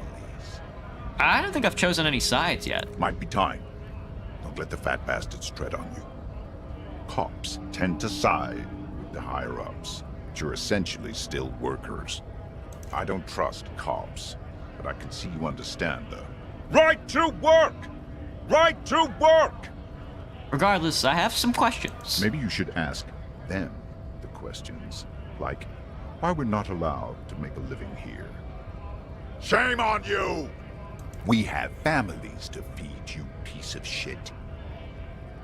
He points his finger at the man sitting on the railing. So do we, Scab. The loitering man hollers in return. I want to get into the harbor too. Have fun. Union shits are on full strike. Don't think they're going to let you through the gates. You trying to meet their fat boss? I'm interviewing people about a murder that took place here behind the hostel cafeteria there. I know nothing about a murder. His reply is snappy and terse. The mention of a killing sends a barely noticeable shiver of tenseness through him. Interesting. Why so tense? What are you talking about? I'm not tense. Yes, he's tense. He's tense. Right to work! It's shameful. Cops doing nothing. You should bring backup. Open up the gates for us. Blockading gainful employment for workers is a crime. Sure, why not? This isn't really my area of expertise. We are not picking a side in this just yet, sir. Pity. Pity. Let us work! What's a strike? What is? You know what? What is a strike? When a bunch of ungrateful, lazy cockroaches can't get their act together, decide to block honest work for other people. He shifts uncomfortably in his worker's overall. What do the strikers want? Beats me. They mumble nonsense about boardrooms and workers' rights, while we have the right to work! Who are all these strike breakers? Honest men and women with rights to work, to be useful, not toys for corporate interests. The man runs a hand through his steadily graying military haircut. We came here to help the harbor run smoothly in time of crisis. If union fucks don't want work, they ought to let in those who do want work. I have a question. Why do all these men follow your leadership? You think they follow because I'm big and loud? No. They follow the rules of the market, the rules of the economy, because they were given a job to do! They follow the rules of the market, the rules of the economy. You've been talking to him for quite a while now. Something is off with this guy. Ask him where he's from. Okay, I gotta ask. Where exactly are you from? What's it to you? Curiosity. Gonna figure out this strike mess. Big mess, caused by union greed. But I only fight for the rights of people. I already got that, but I'm interested in your background. We're all workers, right? Workers stick together. Came from the eminent domain, in Jamrock. Backgrounds in odd jobs, heavy lifting, cargo hauling, bouncer work. I know the drill. I know the drill. A bouncer? Where? I frequent a lot of bars. Maybe I know one. Sweet, I know bars. Been thrown out of several. Maybe that's why you seem familiar. I don't usually drink, but work has taken me to some. Which one was it? Worked at Territorial. Ring a bell? All right, now I think I might have been there. I don't really remember things well. Never heard of it. Are you lying? We're done here. I have a strike to break. We're done here. I have a strike to break. God. God. Ah! Shoot this motherfucker, man. Scab? I'm not a scab. Oh, yeah, I'm a scab. What exactly is a scab? I'm not a scab, I'm a cop. I was just messing with you. No one's ever seen a cop scab. Imagine, you cops going on a strike, but then another cop comes in and says, "Let us cop for less money." He chuckles, then realizes. Speaking of, what brings the RCM here? To the Wild North? Come to see the strife? I've come to Martinez investigating a murder. Murder, huh? That sounds like a lot of hard work. You'd never see me investigating a murder. I have no idea what I'm doing. It's actually very fun and easy. Maybe you want to help me solve it by telling me who did it. Of course, Policia. It wasn't me. You can rule me out. Easier that way. Should we? He's nice. I don't like nice. He didn't do it. It's the truth. Yeah. Only drama. It seems like only drama knows who truly did it. I need to know what's behind the gates. I'm exploring. I'm a bit short on money right now. Can you give me some? Sure thing, my friend. I can help you out. Try to catch it. The coin narrowly slips by your outstretched fingers and falls to the ground. Oh, I'm sorry. Didn't mean to throw it like that. It's a thing we harbor folk do, passing around cargo and such. So good. I got the last brain cell. I'm dying, yeah. It's not meant as provocation or ridicule. The boyadero stares at you with respect, then gestures towards the trickles of blood adorning your clothes. Appreciate it. Always glad to help out the RCM. We're on the same branch, you and I. Humans, I mean, not slithering scabs. What's the strike about, anyway? You know, serious business. I'm sure the big boss will be glad to tell you. You'll have to ask him first. He's a chatty guy. Wants to talk about the strike. Return once you've met the union boss and are on a better footing with the organization. Nice talk. Gotta get moving. Thank you. You're my in to the real communists. The real communists that I actually want to talk to. Measurehead, my boy! What's the deal? What's the deal with all these people who look different than us? The unpromising race pupil returns. Knock him out. Should I just toss a fist at him and die instantly? I think I know what the race enigma is. And? It's shit. Let me into the fucking harbor. Paradoxically, you plan to supersede the Occidentals with their own race theory. This racecraft is what rich people want us to do while they get all the money. It's just something you shock people with, liberal and progressive people. It's whatever you want it to be. It's free association language exercise, degenerate race hero. I don't know about the rest, but it's clear I should stop drinking the ancient Ilmarian mind poison Al Ghul. This dump is ready to be superseded by the Aeropagiate superstate. I can serve as a clerk in your administration. Maybe you need a cop. Paradoxically, that's so fucking racist. I'm gonna hit him with the communist one.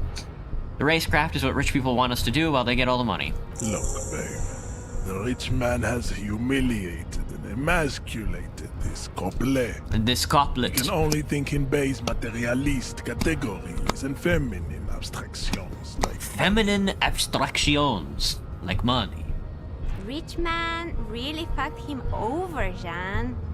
The woman looks half bored. His rage is already played out on the stage of history as the grotesque tragedy of revolution. All it can accomplish now is impotent academic text and neurosyphilitic rock and roll melancholia. Very true. Impotent class warrior. I take pity on you. You clearly want to enter the harbor bad, like a little boy who wants to go on the potty. I can press the button for you. It will open the door. I don't need your pity. The working class will rise in a sea of blood, and you and your rich boy master will drown in it. That's all I ever wanted, Measurehead. Very well. You may enter the door once. He punches the emergency button with his fist. Conversation here has concluded. And that's it. Finally. Sure. Let's go. No! I need that box. Oh, you get that box if you knock him out. I see. Thank you, Measurehead. Oh, I don't think I can talk to... Okay, I can't talk to any of those girls. Really not any of my problem, either. Equip and complete the volumetric shit compressor thought. I would rather not. Wow, it's an office. Who would have thought? Every worker equals member of the board, and written in the top of the flyers. This is Dewey Typewriter. The model name is on the back. Book La Fume, Volume 1, Number 4. Let's take a gander. The leading intellectual organ of the Martinez communism offers a radical Mazovian perspective on the range of contemporary issues. The cover features a stylized portrait of the late King Frissell with a pair of white antlers growing out of his head. The front of this quarterly journal features a large satirical portrait of the late King Frissell. From the sides of his head, a pair of white antlers spread to the corners of the cover. Why Frissell? Because Frissell was incompetent, foolish, and cruel. In short, the embodiment of everything the communards wished to overthrow. It's satire, you see. That's a little complicated for me. How's the weather, Cherry? I guess it's a little cooler outside now. Yeah, it's only 54, which is nice. The rain stopped for now. I guess it's gonna pick up back at the end of the week, but The rain that did come through really did clean out a lot of Seattle. The thing with, like, Seattle as a city is it's a little different from some of the other North American cities. Seattle has pretty much, especially during the winter, a never-ending drizzle. It's just drizzling all the time, and that washes away, like, a lot of the scum and the garbage and stuff out into the Pacific Ocean. So the city's a little cleaner than you would imagine a city to be. Patiently waiting for the winter, Cherry? It's raining a lot where you are, Graham? Because white antlers are one of the symbols of communism. They represent a society in accord with the natural world and, at the same time, above it. Flip through the pages and see what catches to your your eye. disappointment, there aren't any full-color pictures to direct your attention. I am a child. Just column after column of closely set text, interrupted occasionally by little doodles in black and white. After rifling the pages with your thumb several times, you return to the table of contents. The magazine is divided into several sections: international development, Kunst und Kultur, and local concerns. Just inside the cover, there's also an editor's note. Read the editor's Comrade, note. as you know, this journal takes its name from Mazov's immortal expression, du cristal à la fumée. This was his way of describing the way the rigid, crystalline structures of capitalist ideology turn to smoke under communism. But, like the structures of capitalist ideology, we too are at risk of going à la fumée, unlike many publications which are content to spoon-feed their readers reassuring drivel. La Fumée is committed to telling the radical truth, even when that truth may drive away potential subscribers. So lame. So please, if you value our radical Mazovian perspective on contemporary politics, culture, and international affairs, please consider subscribing today. Yours in struggle, the editors. Kim, I think this is a communist magazine. What do you expect? It was laying around the office of the Debarders Union. They're probably bankrolling the thing. The Debarders Union. You flip back to the front of the magazine. The table of contents unfolds before you. I want to catch up on the international developments. This section includes a long, tedious critique of the latest round of free trade negotiations between the EPIS nations and the Free State of Semenine. You also skip over an article about heavy fuel oil smuggling along the Messina border, something about bear wrestling in Samara, book riots in Yugograd. Book riots? Oh, bear wrestling. Face it, you really aren't interested in foreign affairs. You're not even sure where most of these countries are. You flip back to the front of the magazine. The table of contents unfolds before you. What is Kunst and Kultur? It takes a moment, but gradually it dawns on you that Kunst und Kultur must mean arts and culture. Uh-oh. As you leaf through this section, you come across several reviews of recent radio plays, as well as a brief artist spotlight featuring a local artist identified only as CS. CS? The main feature, though, is a long essay titled Tip Top Tournée, a critical Mazovian perspective. Read the profile on CS. This so-called artist spotlight is really just a brief Q&A, made all the briefer by the subject's evident hostility to her interviewer. That certainly sounds like a certain delinquent youth who likes to harass you from her balcony. Oh. Just a moment, what is this tip-top tournée? The actual article is surprisingly light on details, but after skimming a page or two, you gather that it has something to do with motor carriage racing. Alright, well, let's see what these communists have to say about Tip Top. You think you're settling in for a relaxing recap of the most recent season, maybe sprinkled with some nice anecdotes about a few of the more colorful drivers. Instead, you find yourself skimming a 10,000-word feature about all the politically problematic aspects of Tip Top Tournée. What's wrong with Tip Top? Where to even start? For one, there's the crass commercialism of its sponsorships. And then there's the practically criminal emphasis on deadly motor crashes. Hold on, who wrote this stuff? Oddly enough, this article has 2 bylines. Nasteb Encolada Bernal and Exilus Buka. Buka? What's so bad about sponsorships, then? under capitalism, the article says, every pursuit has its price. Every pleasure, even one as elemental as the joy of racing others around a track, is reduced to an advertising opportunity. Thus, the so-called tournée becomes a competition between increasingly meaningless brand signifiers. Your discount laundry detergent racing against a pack of Astra cigarettes, or even a Fritta.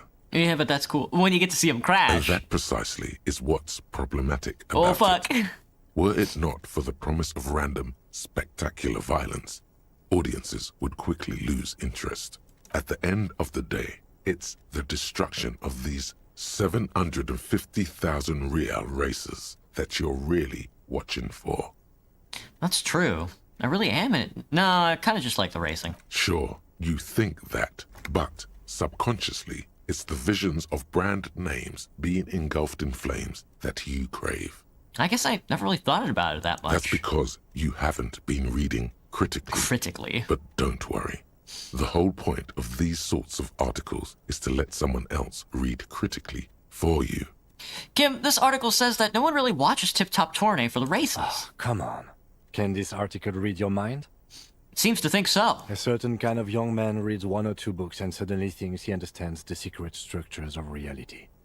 If I had to wager, I'd say they've never even seen the inside of a motor, much less a motor race. I take whatever they write with a large grain of salt.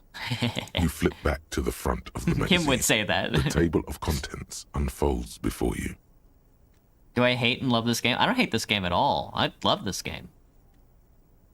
Let's see what they mean by the local concerns. Unsurprisingly, much of this section is taken up with articles declaring unqualified support for the dock workers' strike. The dock workers' strike. You skim the headlines. Mazovian socioeconomics. Red and white. Martinez tames the wild pines. A city in revolt. First we take Martinez, then we take La Delta. La Delta. Finally, there's a brief article by the writer, G. Martin, accusing the owner of the Capeside apartments of illegally attempting to evict certain communist tenants simply for not having paid their rent. Damn communists should have killed a lot of them when they had the chance. If it weren't for the wild pines, all those moochers would be out of a job. Charging rent just to live somewhere is pretty outrageous. Wouldn't it be better for everyone if labor and capital could reach some reasonable accommodation? Why should I care? This doesn't have anything. Oh, yes. What if labor and capital reach some reasonable accommodation? According to these editorials, there can be no accommodation with the forces of international capital or their mucilaginous allies in the coalition. Why do communists love puerile insults? And they wonder why they're always being left out in the cold. Hold on, what's this about a coalition? Judging from the context, it's something very large and fundamental. You should probably know about it already, honestly. You flip back to the front of the magazine. The table of contents unfolds before you. Really hard giggle him there. Put the magazine away. Damn, what a book, what a book. Let's fucking pop this bad boy like a pill. Mazovian Socioeconomics. 0.000% of communism has been built. Evil child-murdering billionaires still rule the world with a shit-eating grin. All he has managed to do is make himself sad. He is starting to suspect Krasmezov fucked him over, personally, with his socio-economic theory. It has, however, made him into a very smart boy with something like a university degree in truth. Instead of building communism, he now builds a precise model of this grotesque, duplicitous world. Indeed. Left-wing dialogue options give a +4 experience and -1 visual calculus, reaction everywhere, and -1 authority. Downtrodden in the communist. Indeed. We got level up again, so I can grab some, probably not. I don't know. We'll see. We'll see. We got a couple levels left in us. A postcard, Le Jardin, 21. Standard office file cabinet, the drawers seem to be locked. Someone left the coffee on the machine on. The dark liquid in the pot almost seems sentient. Oh, bottle of pills. Let me grab my flashlight as well. instead of that guy. There we go. We probably don't need it, but just in case. Oh, glasses! Need office shades, -1 drama, +1 visual calculus. I mean, why not? What do you give me? We want the authority. +1 logic, though, goes crazy. On second glance, someone has forgotten to properly close one of the drawers. It's unfortunate for the Union to just leave their paperwork laying around. Like this. Let's see what's inside. Ooh, open the drawer. The drawer opens smoothly. Inside is a well-organized selection of brown folders. Well, let's browse through Hundreds it. of documents containing logistical data. 2 kinds of transactions stand out. Materials coming into Revachol from the outside world, from Muindi, Grad, and even Ilmara. And the same materials being handed over to companies inside Revachol, Kuron, Coal City, La Delta, and Jamrock are listed among the many districts where the imports are being sold. Anything interesting? It's hard to make sense of this thicket of company names, dates, quantities, and percentages. You try to focus, but the lines are getting blurry. Oh, thank you, Majima. Well, I'm gonna force myself to go through the folders. Whatever's hidden here is hidden well. Concentration isn't enough. Only a trained accountant with a background in logistics would be able to really make sense of it. However, there is a little handwritten note stuck on the side of the drawer. Well, let's take a look.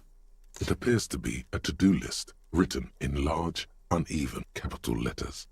Remember, Leo, Everard's shoes, special whirling borscht, water Everard's plants, sweep office floor, more banners. All items on the list have been crossed out, and the note itself is crumpled. Look, Kim, to-do note with a list errands for Everard. Everard Clare, probably. The head of the Debarders Union. One of his aides must have left it. Nothing incriminating here. Fish! Take another look at the note. Remember, Leo, Everard's shoes, special whirling borscht, water Everard's plants, sweep office floor, more banners. All items on the list have been crossed out, and the note itself is crumpled. The drawer slides shut. Smoothly. I'm sure that's like a hidden message. The radio is emitting a strange buzzing sound. The door is locked and cannot be opened from this side without a pass card. Ooh, a phone. An imposing combination of a punch clock and a payphone is looking down at you from the wall. A note on the side says, "Tokens unavailable due to strike. Use change." Okay. I don't plan on making a phone call, but certainly not spending 10 cents on it. Oh, clothing. Looks like someone left his tarpaulin cloak hanging on the railing here. The white rectangle of the Revachol Citizens Militia is clearly visible on its back. This is your cloak. You can feel it. Lieutenant, I think that's mine. Yes, it does bear the RCM insignia, and we are the only detectives in Martinez. You think I should the get service cloak issued to you by your station? Yes, I do. As your fingers touch the tarpaulin, it almost feels like the cloak wants to deliver a message of comfort through your fingertips. I will shield you from the elements and give my life for yours. That's what the cloak, is relaying. Ooh. Esprit de Corps and Shivers. Suggestion and Half-Light. I'll take the... Oh, that's classic, brother. That's classic. That's classic, Esprit de Corps. Man, we are Esprit de Corps posting. This is a jacket too? Oh, I see. Okay. I look like the Joker, dude. I look like the Joker. Collecting rainwater.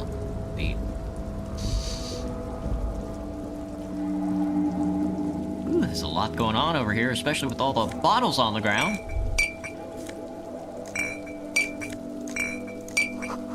Numerous empty bottles of Commodore Red and Potent Pilsner. At least 3 packs packs worth of cigarette butts. Numerous empty wine bottles glisten in the rain. Someone really partying hard here. Really hard here. How hard? Well, they went through 6 bottles of potent Pilsner, 3 bottles of Commodore Red, and almost 4 packs of cigarettes.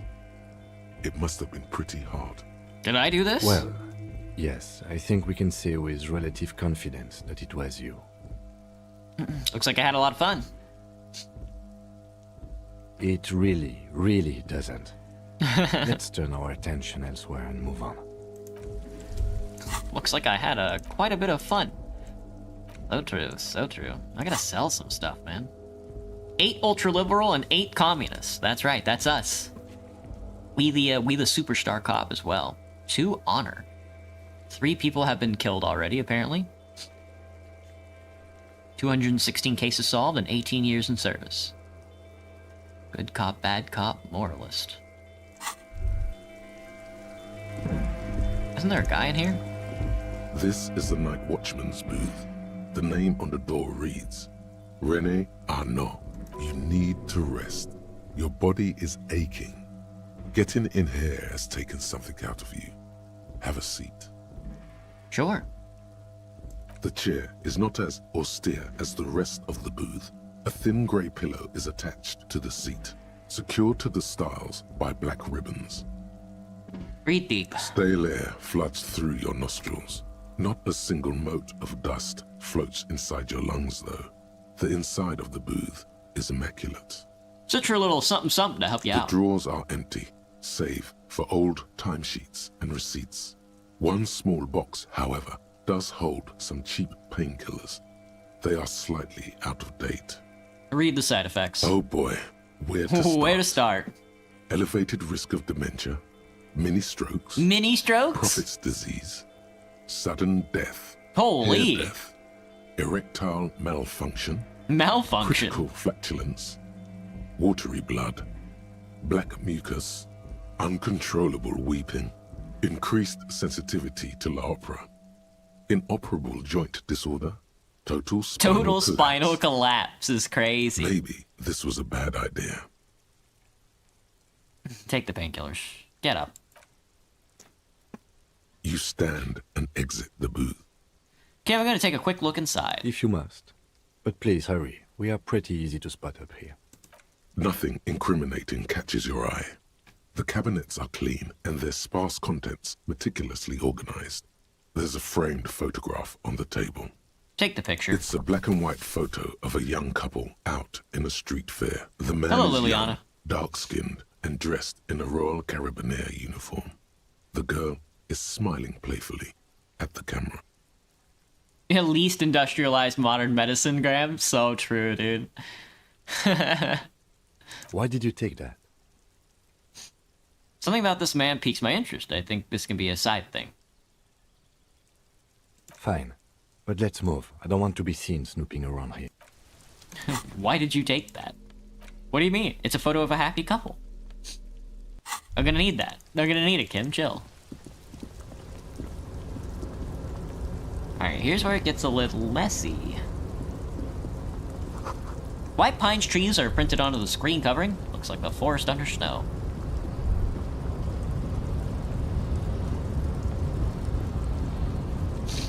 Let's take a look. We definitely want to lower this, Our boy is in there. You're not gonna believe this, but our boy is in that cargo container.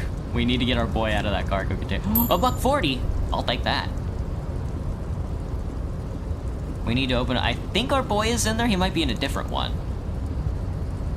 A rusting control panel with several knobs. 2 buttons marked Marche and Arrête are faded with use. It seems to control the large crane above. A container is attached to its hook block. Press Arrête. The crane stands tall, proud, erect, and still. Press Marche. With a loud grind, the crane shifts overhead, moving a massive metal container through the air.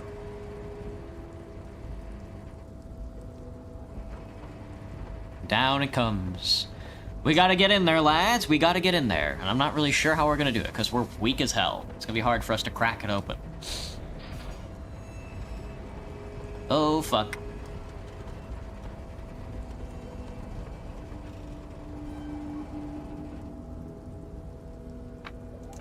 With a surprisingly quiet thunk, the crane places the container down. Who's the most powerful sorcerer? Gojo or Sukuna? This crane was built with a purpose, which has now been fulfilled. To move this container. What's inside the container? Who can say? All you know is, it's special.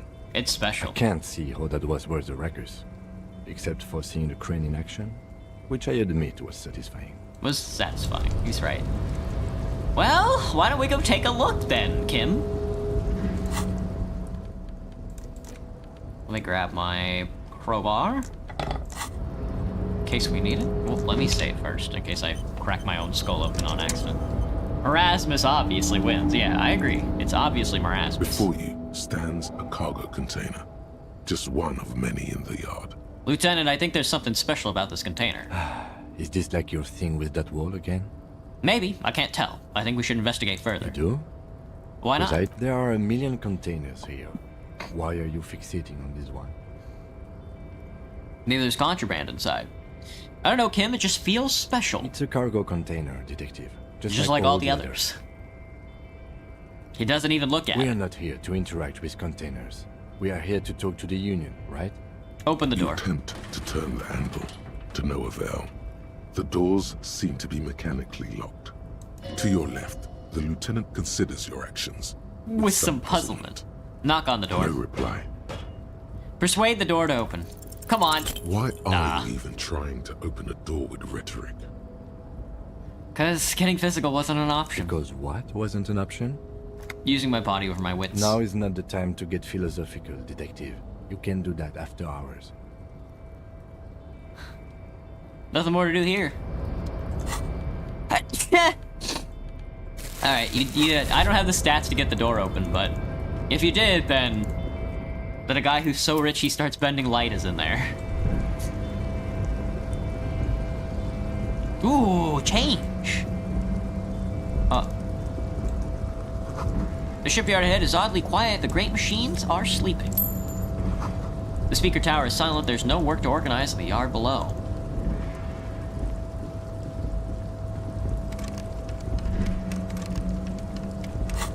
I don't know if I have a tool to crack this thing open. There we go. Found Ultra Series gloves, +1 half light. Current gloves I have give me an electrochemistry. I'll take the half light. The ultimate performance efficiency, these found Ultra Series gloves come fingerless and with grippy padding covering the palms, making these ideal for quadrupedal movement or for lifting cargo. Cigarette-stained fingertips goes crazy. Unfiltered contact. Perfect. Perfect. You realize which Pokemon I look like, Graham? Which one? Give me a $1.10. Maybe we will make rent. Industrial-sized thermos smells like burnt coffee. Another $1.68. Everybody's just leaving cash around, huh? You there! The banner sags under the weight of the rain and snow. White waves on red. You've been in the world for 2 days now. My boy! Container, container, I'll turn you nice and red. Container, container, put the logos on. Container, container, used to be Wild Pines. Container, container, now belongs to Everard. The tiny man is so engaged in his work he doesn't even notice you. Hi! Everard, Everard, Everard, he looks after everyone. Huh? Well, hey there. How can I help you, mister? The look in his deep blue eyes is as sincere as you've ever seen. Kind of makes you feel like an arsehole for no apparent reason. Ever heard of Laurantis? Let me take a look. Laurantis, you say? Laurantis. Laurantis. You think I look like this bug? You think I look like this mantis bug? A plant-like Pokemon that resembles a mantis. Fascinating. I'm a bug. I'm bug posting. I see you are not a Union man, mister. Did you get lost? You're not one of them scabs, are you? A shadow passes over his kind face. What is with you people in scabs? I mean, I don't personally mind. Folks is just folks, you know, and folks gotta eat. He doesn't seem to be waiting for you to answer. Just some of the other guys don't look too kindly on the scabbing kind, if you know what I mean, mister. What are you doing with the containers? Oh, I'm just making some covers for them containers here. Yes, I am. Yes, I am. So It's a easier pure. for the crane operators to spot them. It's a pure grass type? It's not a bug type grab? That's very funny. I guess Scyther would be the bug one. No, what's going on here? The containers in the yard are Bada green bang. in Wild Pine's livery, and the mountains rising behind Leo is all red in Union colors. It's like some red infection was spreading outwards from the container yard's core. This looks like a massive redecorating operation, Kim. Yes, they are hiding it from the inside. All the red containers have the Debarders Union logo on them. Leo, has anyone told you why you need to change the covers? No, not really.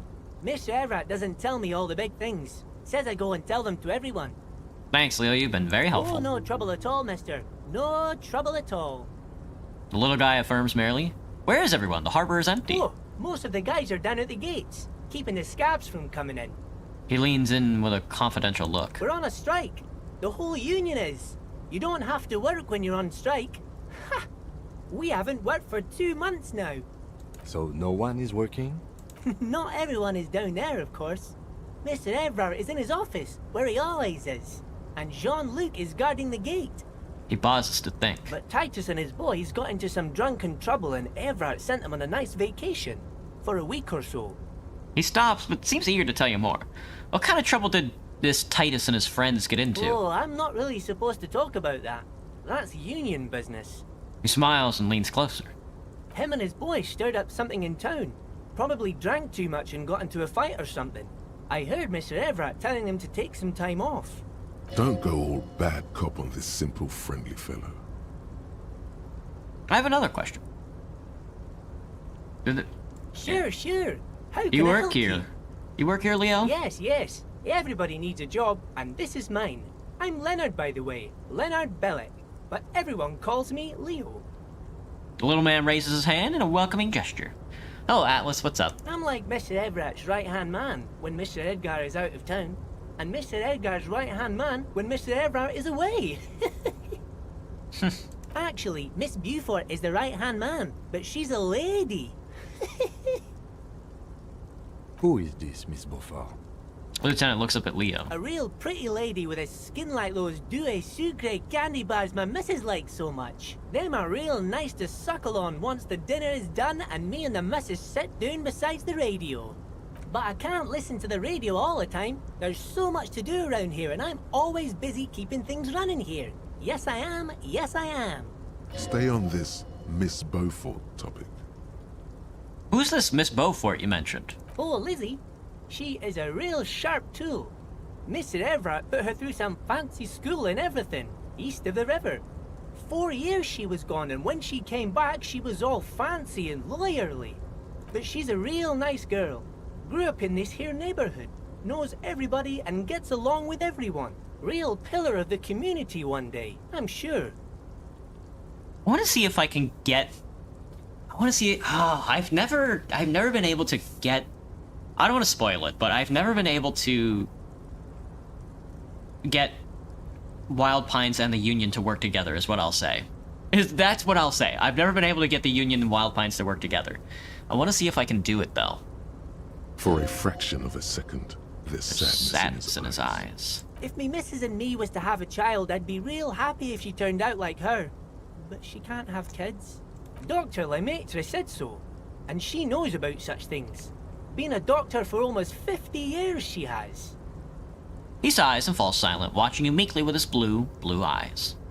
Think you're doing a great job around here, Leo? Yes, this place really seems to run like clockwork. Keep it up, Leo.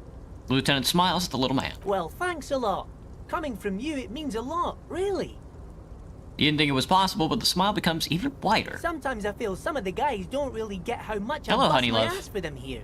But you guys are all right. You guys are all right. The white rectangle on your clothes might not mean an awful lot in Martinaise, but the recognition from an authority figure made Leo's day. Are you the Leo who wrote the note to make more banners? Oh, yes. I leave Oh. all kinds of notes for myself. That old head of mine ain't so good at keeping things in no more. I almost forgot about the borscht. What was that about borscht? Oh, yes. I've been taking special whirling borscht to the men every day since the strike started. The little guy chuckles merrily. It's very, very good. Makes a man feel so warm and happy. I feel like I could take on Mr. Renadan's boar dogs every time the lunch is done. What do you mean by taking this soup to the men? Is it for striking? Yes, yes. I'm taking it to them. The borscht keeps them happy and in fighting spirits. Makes you all warm inside. They brew it in the whirling in rags. Who makes it at the whirling? Oh, the whirling's cook. He makes it. Them is always talking with Mr. Manana in that weird language and laughing together. He doesn't speak what we speak. He's from Grad. Something feels off about this borscht. I'm gonna look into it. Oh, sure, mister. Sure. The little guy nods. Yes, sir. You do that. Hello, Aaron. Hello, Maddie. He sounds younger than he looks. Yeah, he does. What's in that container over there? Point to the container suspended from the crane arm, the one that we dropped. Oh, that one. That should be empty as far as I know. Lots of containers here have nothing in them. They're Not just that one. waiting to be loaded up. Not that one. That one's not. Told you. No, shut up. Shut up, Kim. Shut up. There's definitely something in there. I'll get it open one of these days. I'm looking for the leader of the dock workers union. Oh, you want Mr. Everett then? He's an awfully nice fellow, he is. Him and his brother are both nice fellows. They've lived their entire lives in this here neighborhood. He coughs, but then continues immediately. Guys like Mr. Everett and Mr. Edgar, his brother, are real good guys. Made Martinez what it is today. Mr. Everett and Mr. Edgar and I went to the same school we did when we were boys. No shot. Patience. Deep down you have the mental power to keep listening. Not many would. But you do. Do not interrupt her. Do not interrupt Leonard. Had an arithmetics teacher, Miss Bellows. Her real name was Miss Bellams. She was a real pretty lady. But when she got mad, all the boys liked her, if you know what I mean, mister. We used to sneak in her yard in the dark and peek through the window. Oh. One time we saw Miss Bellows with a fellow. Yes, we did. Yes, we did, mister. He looks for signs of disbelief in your eyes. No, you fucking didn't. Yes, we did. We did, mister. Indeed, we did. Him was a big, big fellow. Used to drive the Troika near ours' school and everything. Damn. Him was all naked, too. That's all I got to say about that. Dims was all naked, too. That's all I gotta say about that. Damn, brother. Very interesting. Very interesting. Thank you for telling me the whole thing. Thank you. Almost forgot. Mr. Everett is in that container over there. I got distracted telling the story, but he's in there. Thank you, Leo. You the best, brother. Bye-bye now. He returns to his work. All right, lads. Before I show you what a true red-blooded unionist, like down on the farm, fucking like communist praxis in action, trade unionist leader looks like, I'm gonna take a piss and then go get a drink. I'll be right back. You're about to see something real special.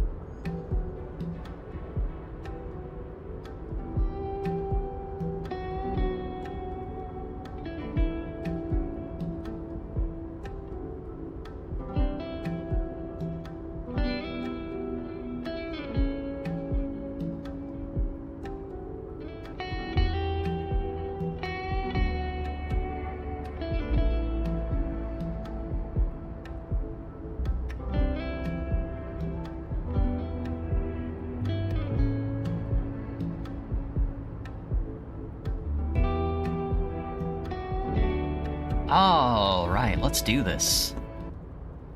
Mr. Everard Clare is helping us find our gun, and I need you all to understand that, before anything. Mr. Clare is our ally. He's a unionist. He's helping us find our gun. Keep that in mind. And away we go. Probably should investigate the body before we do anything else. A special borscht. How are we doing? We've Mazovian economicsed our way into the next. Ooh, we're about to level up too. Well, Mr. Everard Clare is certainly going to enlighten us. Let's take a look. The coffee and giant thermoses are still lukewarm. Stir a stair made of pallets leading up. Taxidermy fish that tells time. There he is! Mr. Everard Clare. Before you is a walrus of a man, seated behind a large desk. He looks up from his work, not the least bit surprised to see you. With great effort, he straightens himself up in his chair, yet says nothing. He simply stares at you. Look at that smile, dude. Look at that smile. A typical power play. Wait for him to speak first. Show him you've got a backbone. Okay. The one good eye of this man fills you up without even flickering. The other, his lazy eye, is constantly moving like a goldfish in a tank. For a moment, you don't know where to look. It is unbearably humid in the trailer. Beads of sweat slide down the man's forehead. Keep staring. At first, nothing happens. His face wears a wide and self-satisfied smile. Every now and then, he smacks his big lips. Gross, Like dude. a general over his maps, he plots his moves. Judging by the way he's licking his chops, it's going to be a good one. It's gonna be a good one. So, He begins to speak, albeit very slowly, purposely leaving a pause after his opener. Mr. Dubois, Mr. Kitsuragi, how nice that you found a moment to pay a visit to the Debardairs Union. I'm Everard Clare, head of this little operation here. Our boy! Please, have a seat. He gestures to a tiny folding chair opposite of his giant desk. You go ahead, detective. The lieutenant nods at you, then the chair. Hello, Emerson. What's up? Nice pumpkin hat? Thanks. Whatever he has in store for you, it can't be good, he thinks. I'll do my best. Forget about that. What's with this Dubois stuff? You're getting some seriously bad vibes from that name. Take a seat. Excellent, Mr. Dubois. I can see that you're a reasonable man, and reasonable men can be of great use to one another. He gives you a sly wink. Damn, this chair is uncomfortable. Remain serious. So tell me, how can the head of the Debardairs Union help a representative of the Revachol Citizens Militia today? I fucking died from fucking sitting on this chair.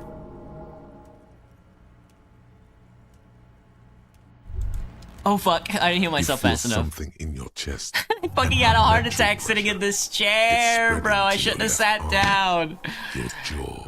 No, dude. We gotta go again. No.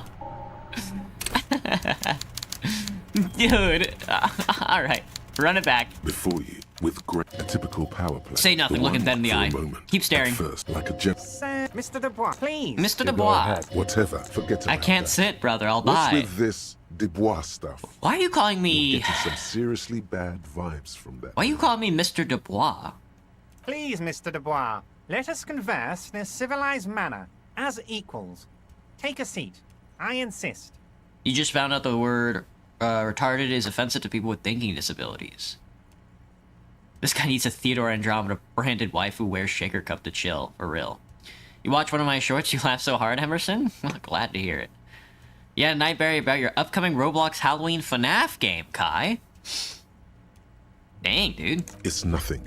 Yes, that's probably right. It's nothing. Forget about it. Filter it out.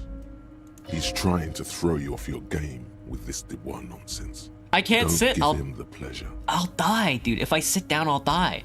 I don't sit. It's kind of my thing. Very well, Mr. Dubois. I respect a man with strong convictions.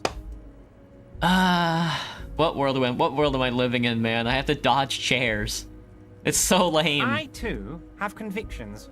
One of which is that I will not engage with any man who won't face me at eye level. I'm sorry. Should you find yourself more amenable in the future, I'd gladly resume our conversation. But until then, I'm afraid I must ask you to leave. He turns back to his typewriter. Don't give up, but don't leave either. You're going to have this conversation on your terms. You just need to remain headstrong. Remain standing, don't go anywhere. Everard starts whistling a little worker song. He really is trying to ignore you, or will you out of existence. Stand strong. The lieutenant stands right next to you, not showing any signs of impatience or boredom. Good. I see you are an extremely stubborn man, Mr. Dubois. That ain't necessarily a bad thing. Finally, the big man looks you in the eye and speaks. You did it. This might help against whatever comes next. So tell me, how can the head of the Debarders Union help a representative of the Revachol Citizens Militia today? Oh, by the way, I heard you got a rather rude reception from a certain Lawrence Gart. Some people have no manners, it pains me to say. This should take care of that nonsense. He points at a giant novelty check on his desk. It's absolutely comically huge. It should be sufficient to cover your expenses for a few days and patch over your differences with a cafeteria manager. Go ahead, take it. He points at it. Hey, that's 25 real. No! That's good money. Think of all the stuff you could. Thank you, Mr. Everard. Take the comically large check, but don't say anything. Is there anything you'd like to say to me? Or... No, it's cool. No, it's cool. Cool? I wouldn't go that far. I'm sure there are cooler things than delivering a comically oversized novelty check to a cafeteria manager. But, sure, if that's what's cool nowadays. If that's what's cool nowadays. Now, I'd like to set your mind at ease about one other matter. Your lost gun. Let me assure you, Union people are on it as we speak. I've got my best hounds looking for that lost gun. His slug-like lips move, but all you hear is an echo. Lost gun. Lost gun. Lost gun. Lost gun. Lost gun. The world is swallowed by a black hole of fear. Only two words escape its gravitational pull. Lost and gun. I would appreciate any help you could provide. Are you all right, Harry? You seem anxious. Don't be. Everything's going to be all right. It's not like you left it loaded. You didn't lose a loaded gun. Local children aren't out there playing with it right now, pointing it into their own mouths. It's in a safe place. I just know it. I have a feeling everything's going to be all right. Don't panic. God, you're sweating. You're sweating. Your knee is jerking. You're about to cry, aren't you? You're about to cry because you lost your gun, and those children are gonna shoot themselves with it. No, I'm not. I'm not about to cry. Try to stay cool. Mr. Dubois, you don't look so good. What is this, Mr. Dubois? He keeps repeating. What is he trying to pull here? You need to cool the fuck down. Chill. You need to cool the fuck down. Chill. Mr. Dubois! Mr. Dubois! Harry! We're gonna fucking pass out, dude. The larger man snaps his fingers, but to no effect. You're in some stupor. Keep standing there wobbly like a man-shaped jello shot. There are no Harrys. Let your mind go to a safe space. Keep standing there wobbly like a man-shaped jello shot. While Everard is distracted by your odd behavior, the lieutenant's eyes are mapping everything around you. The folder, desk, papers on the wall. Mr. Dubois, are you okay? Can I get you a glass of water or something? Are you having some kind of medical emergency? Maybe you could use your hands somehow, in a kind of throw-in motion, like you're throwing that Mr. Dubois act right back at him. He's Mr. Dubois now. Now I'm good as it gets, Mr. Dubois, vaguely gesturing with your hands above your head. Oh yeah, man, I'm fucking great. Keep wobbling. Actually, I could use that glass of water. Straighten out. What an odd demonstration of... you got me, Harry. I don't even know what. As entertaining as it was, I'm afraid we're wasting our time. And I'm an extremely busy man, as I'm sure you are too. Okay, enough. We are here to ask you some questions pertaining to a murder investigation. It is about time to stop embarrassing yourself. Questions will help you regain some of your lost dignity. Oh, you call me Mr. Dubois. Why? Of course. Let us dispatch with the formalities. You call me Everard, I call you Harry. So that's really my name? My God, so it's true. I didn't want to believe it, but you are a fantastic science fiction amnesiac cop, aren't you? What are the odds of that? I think the odds of that are very low. My memory is a bit hazy. I assure you, there's nothing to be ashamed of, Harry. You're among friends, and the good news is... He taps on the folder in front of him. I have a big fat folder on you, Harry. I'm sure you have a lot of questions to ask. Maybe I can help you out. I'm sure you had some concerns you thought I might be able to address. And you were probably right. I can. Are you trying to tell me you've gotten hold of some of our documents? The lieutenant inspects Everard over his spectacles. Mr. Kitsuragi, would you mind? Me and Harry are talking about his lost identity right now. Asking too many questions will make you look weak. You should maybe focus on the folder. Have another look at that folder.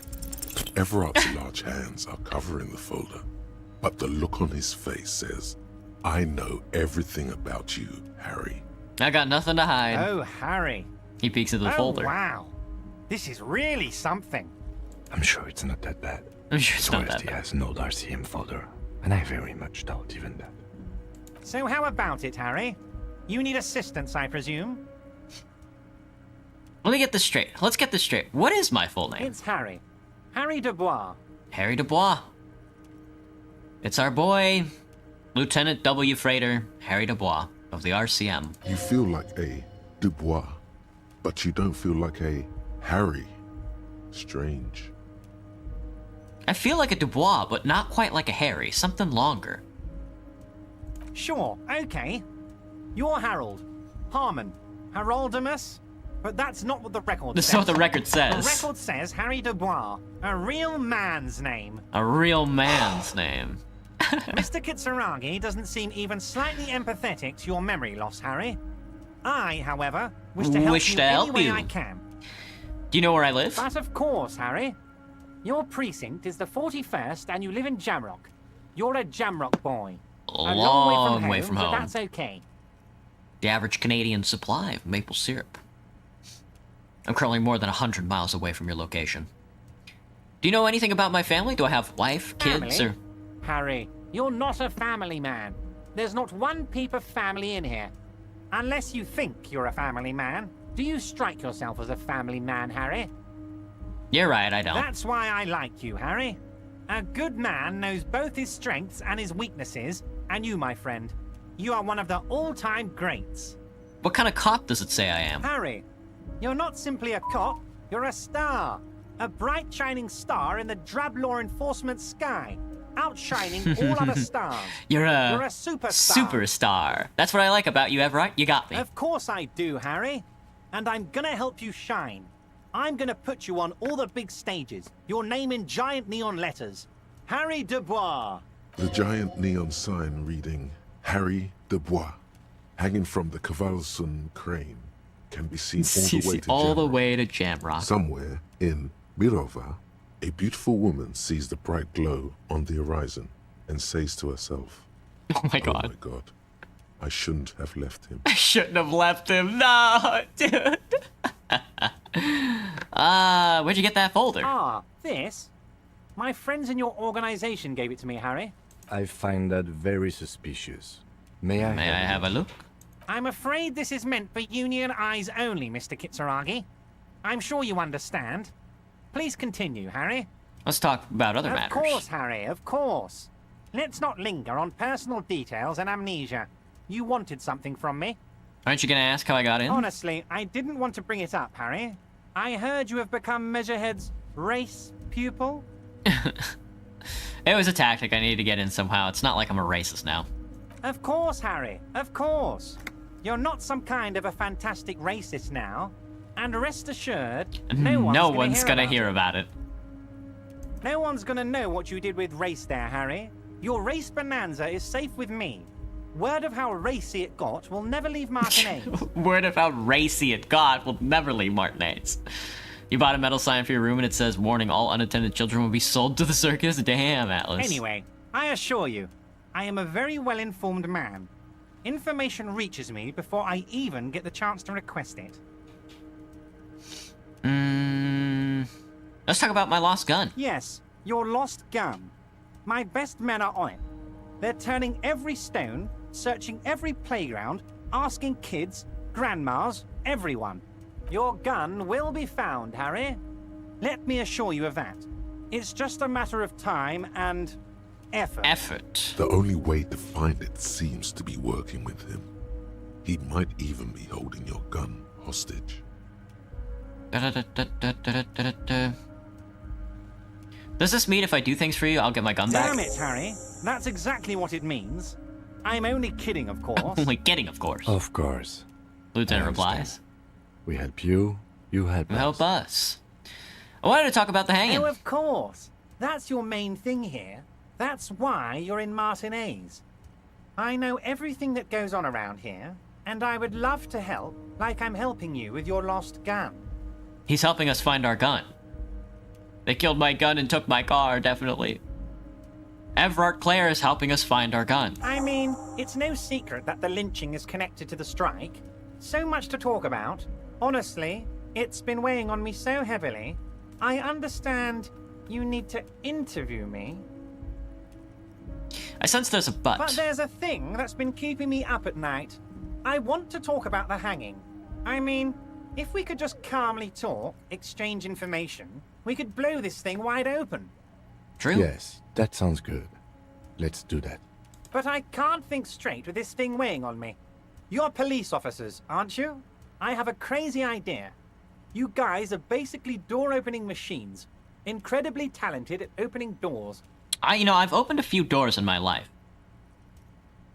And I'm sure you're going to open this one with flying colors, Harry. This really is very simple, and there's nothing shady about it.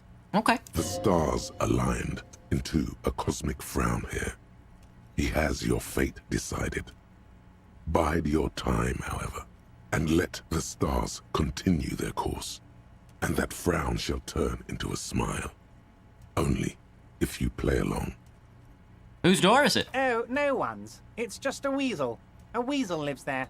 Nothing for you to worry about. Okay. I'll look into it. We need to talk about that murder. Fantastic, my friend. Just let me know when it's done and we can take our friendship to the next level. He flicks his fingers. You can get the key from Manana. He's down by the gates. Manana's like a free agent in the Union. Special operations. Hardened socialist. A real free thinker, too. He'll tell you precisely where the door is. One last thing, Harry. Just open the door. You don't need to go in or anything. I just want that weasel to come home and see the unlocked door. Very good. I'm looking into your shady brew. I don't know what that means, Harry. Shady brew? There are so many moving parts in my operation, I can't keep track of them all. You know what? Don't even tell me. Whatever it is, do it. Surprise me. Just one thing. If you can, make it even shadier. Yeah, okay. What's in that container outside your office? My dear Harry, there are literally millions of containers in this harbor. I couldn't possibly remember what's in all of them. There was something special about it. It was attached to the Volsund crane. Harry, you smooth-talking son of a bitch. Time is a precious resource, and I don't have enough of it to count containers with you. Smooth talking. Maybe that's the way to go about opening the container. True. You should at least try convincing it. John Pork. Dang. Everett, I'm gonna leave now, but we might talk again later. You need this to get in and out through the gate. Thanks. I was wondering how I'm supposed to get out. Here, you're one of us now. A real red and white Union man. Take care, Harry. Thank you, Mr. Everard. Everard Clare's helping... What can I say? Everard Clare's helping us find our gun. There's not really anything else for it. He even paid for my room. He paid for room and board. All we have to do is go get the key from Manana and open that door. I'm sure whoever he's trying to kill is simply a fascist sympathizer. Now we have to be very strategic about what we learn next. A volumetric shit compressor would help us further the investigation. Some kind of superstar would help us be a superstar. Volumetric shit I mean, it's gotta be volumetric shit compressor. Let me see. Revacholian nationhood, Guillaume de la Mion. Inexplicable feminist agenda is very good. Aces high and low. Lonesome long way home. Coach physical instruments. Torque dork. Rigorous self-critique is very good. Cop of the apocalypse goes crazy. Regular law official, kingdom of conscience. Oh, the kingdom of conscience is a good one. I don't think we'll get it, but that's a good one. The Bow Collector, Caustic Echo, Detective Cousteau. I gotta read what all these are eventually. We should go over them after the stream. But, let's do volumetric shit compressor. That way we can get the body down and start actually... Because we haven't even actually begun the investigation yet. I'm gonna be honest with you. Hello, Miranda, what's up? Alright. I don't think they're gonna let me try and smooth talk my way into this cargo container again, but let's take a look. You're back before the cargo container. Yeah. To get that thing open, you gotta be a smooth talker. And then you get to talk to somebody who is extremely, extremely wealthy. Somebody who's so wealthy it bends space and time. You're one of us now, Harry. Can I equip my card? Is it unequipable?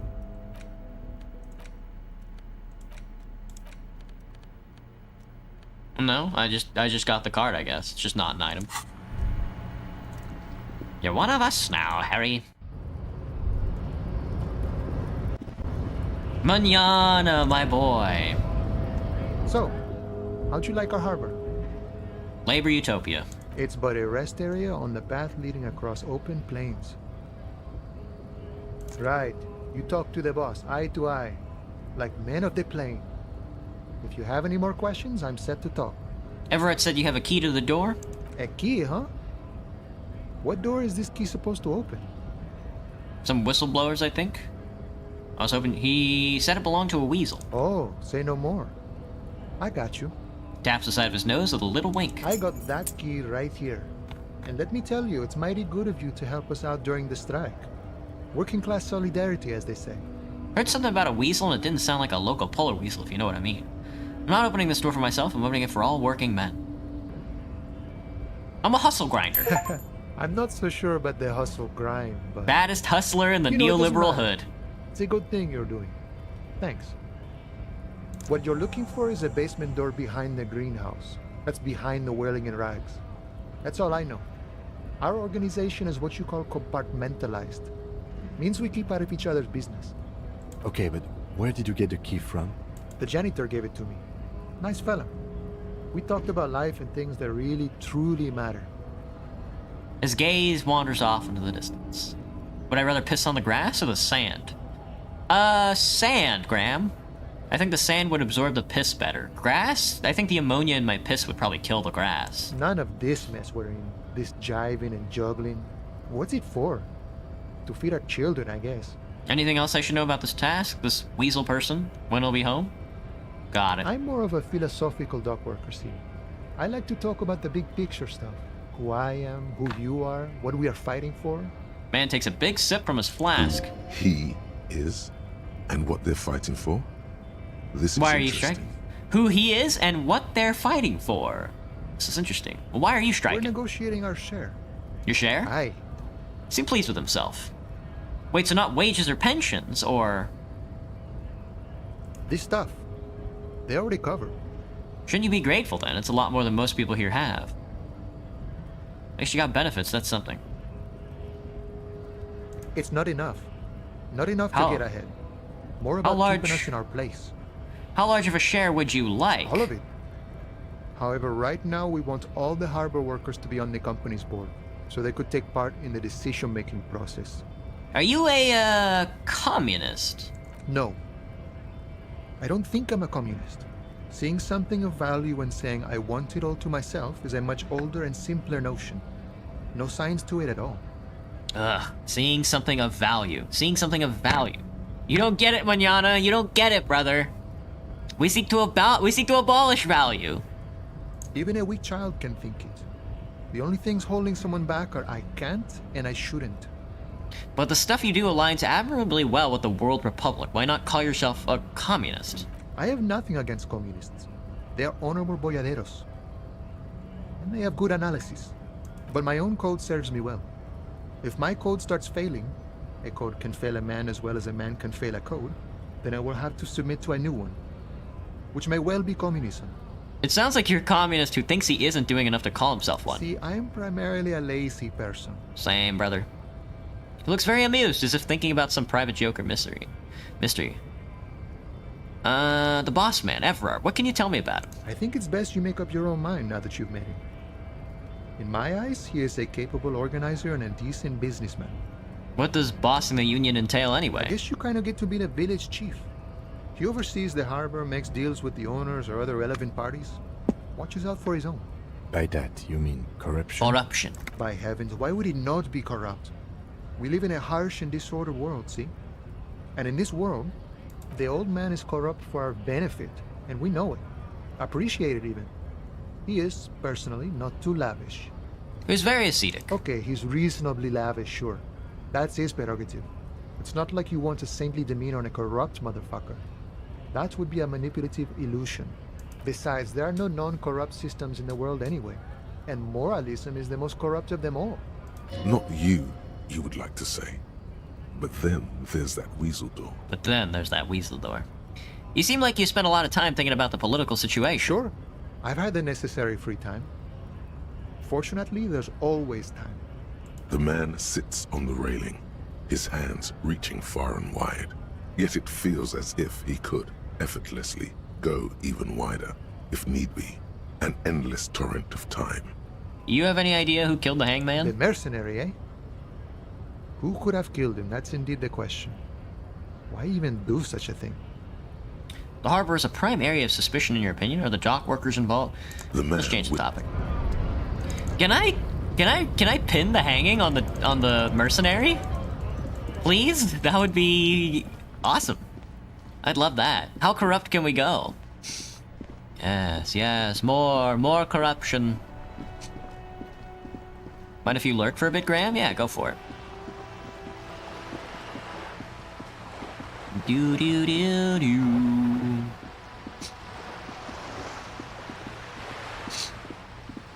All right, we gotta get this door open. There's no way I'm getting this fucking. Oh wait, we got the key. Never mind.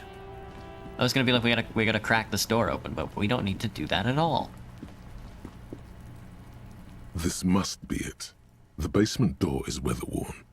The copper nails holding the upholstery in place have turned green from sea air, and there's a knocker shaped like a lion's head. Use Manana's key to unlock the door. Try to be as silent as you can. It takes a bit of rattling of the handle to loosen the bolt. Oh. Thank you, Majima, for the 2, the 7, and the 8 roses. Finally, the door unlocks with a small clack. Thoughts race through your head.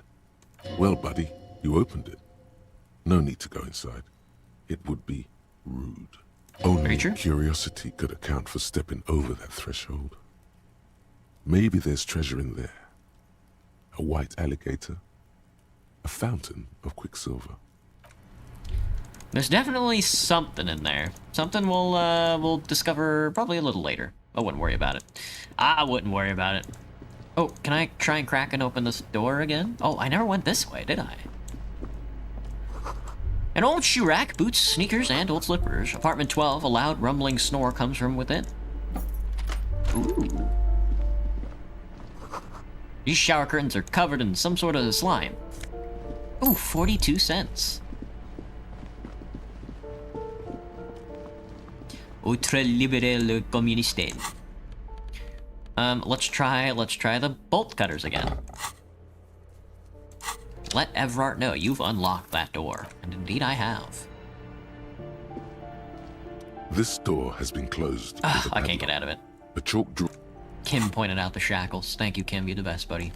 I can't do it yet, though. I gotta level up handling or some shit like that. Get me out of the balcony. Let's see. A breaker box full of cigarette butts and electronic wires. 15 cents.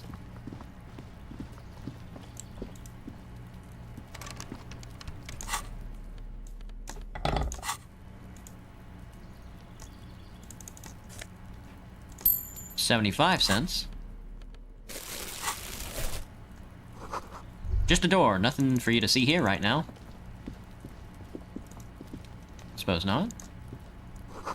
Someone's grown rosemary, thyme, and a cactus. What's in here? This door is made of metal and appears to be reinforced. Someone here really values their security. Number 28. This is where the cleaning lady said the smoker on the balcony lives. Let's see if anyone's home. Knock on the door. No one answers. Looks like the young man we are looking for isn't home. I think our best chance to catch him is in the evening. He looks around taking in the cold spring air. We should return tonight after we have finished with our day's work. How about 9 p.m.? Sound good? 9 p.m. sounds great. Tonight at 9 p.m. Right here. Apartment number 28. Good. Good. Let's go. Alright, got some time to blow before we have to crack open that door and find out what exactly that man's problem is. Apartment number 29. Apartment number 30. That's it. That's the only thing to do here. Fascinating.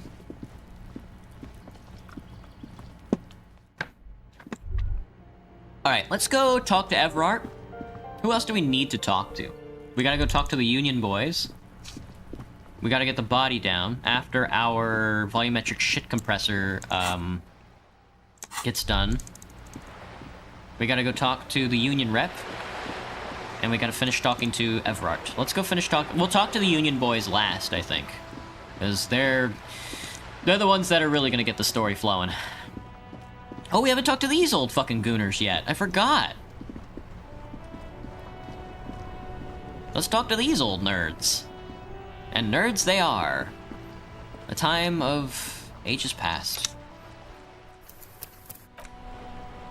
Of failed revolutions. Have you no shame? Whining about your back every time you bring out the measuring tape.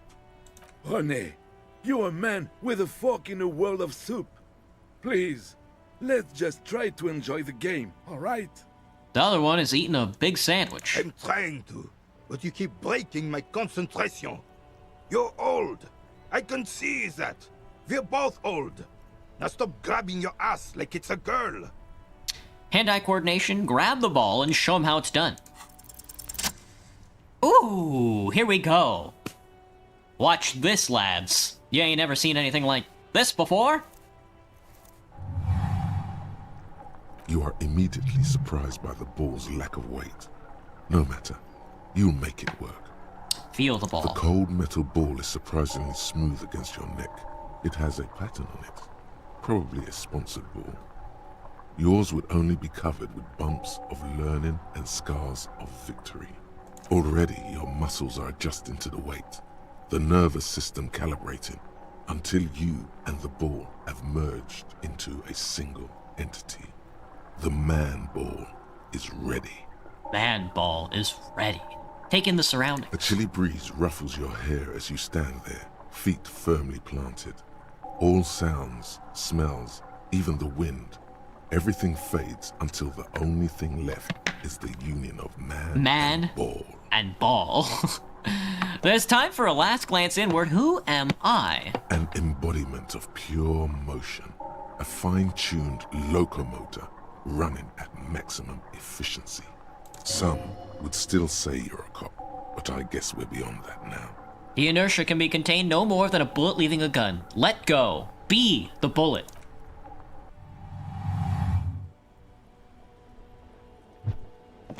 Waboom!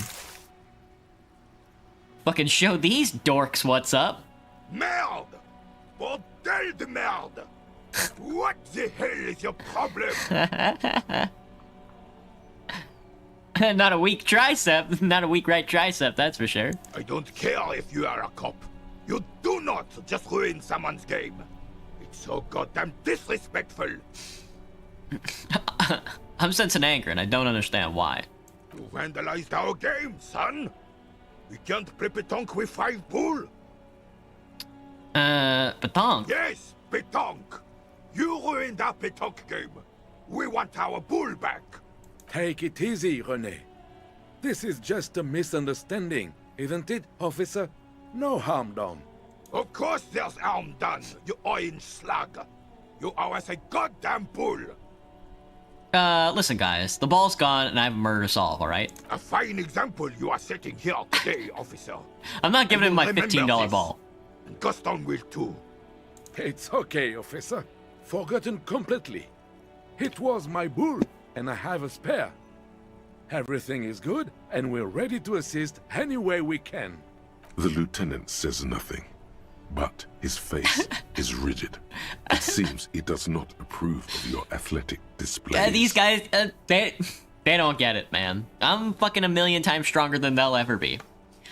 It's your refusal to take responsibility I don't like. Just talk. It'll smooth things over. Old people like attention. Rain, I found your guard booth. Yes. The Debardiers Union pays me to stand vigil during the nights. Not out of any political allegiance, mind you. I'm an old man.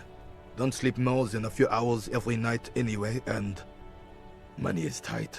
Yeah, it's with a slight sigh. He feels like he has to justify himself for some reason. I saw a picture in there. You were in it. Who's the girl? She is nobody.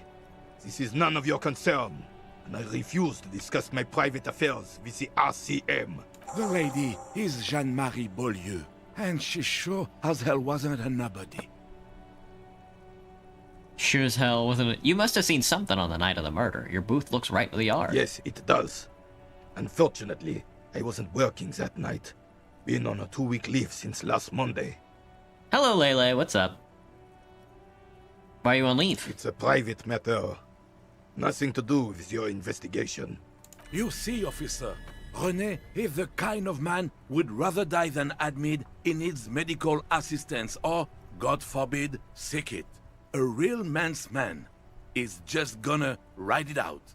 I'm fine, goddammit. Mind your own business. It's nothing. Just got to cut back on coffee. So, who was working your shift that night? No one. The bus has been unmanned since last Monday. There's no other guard.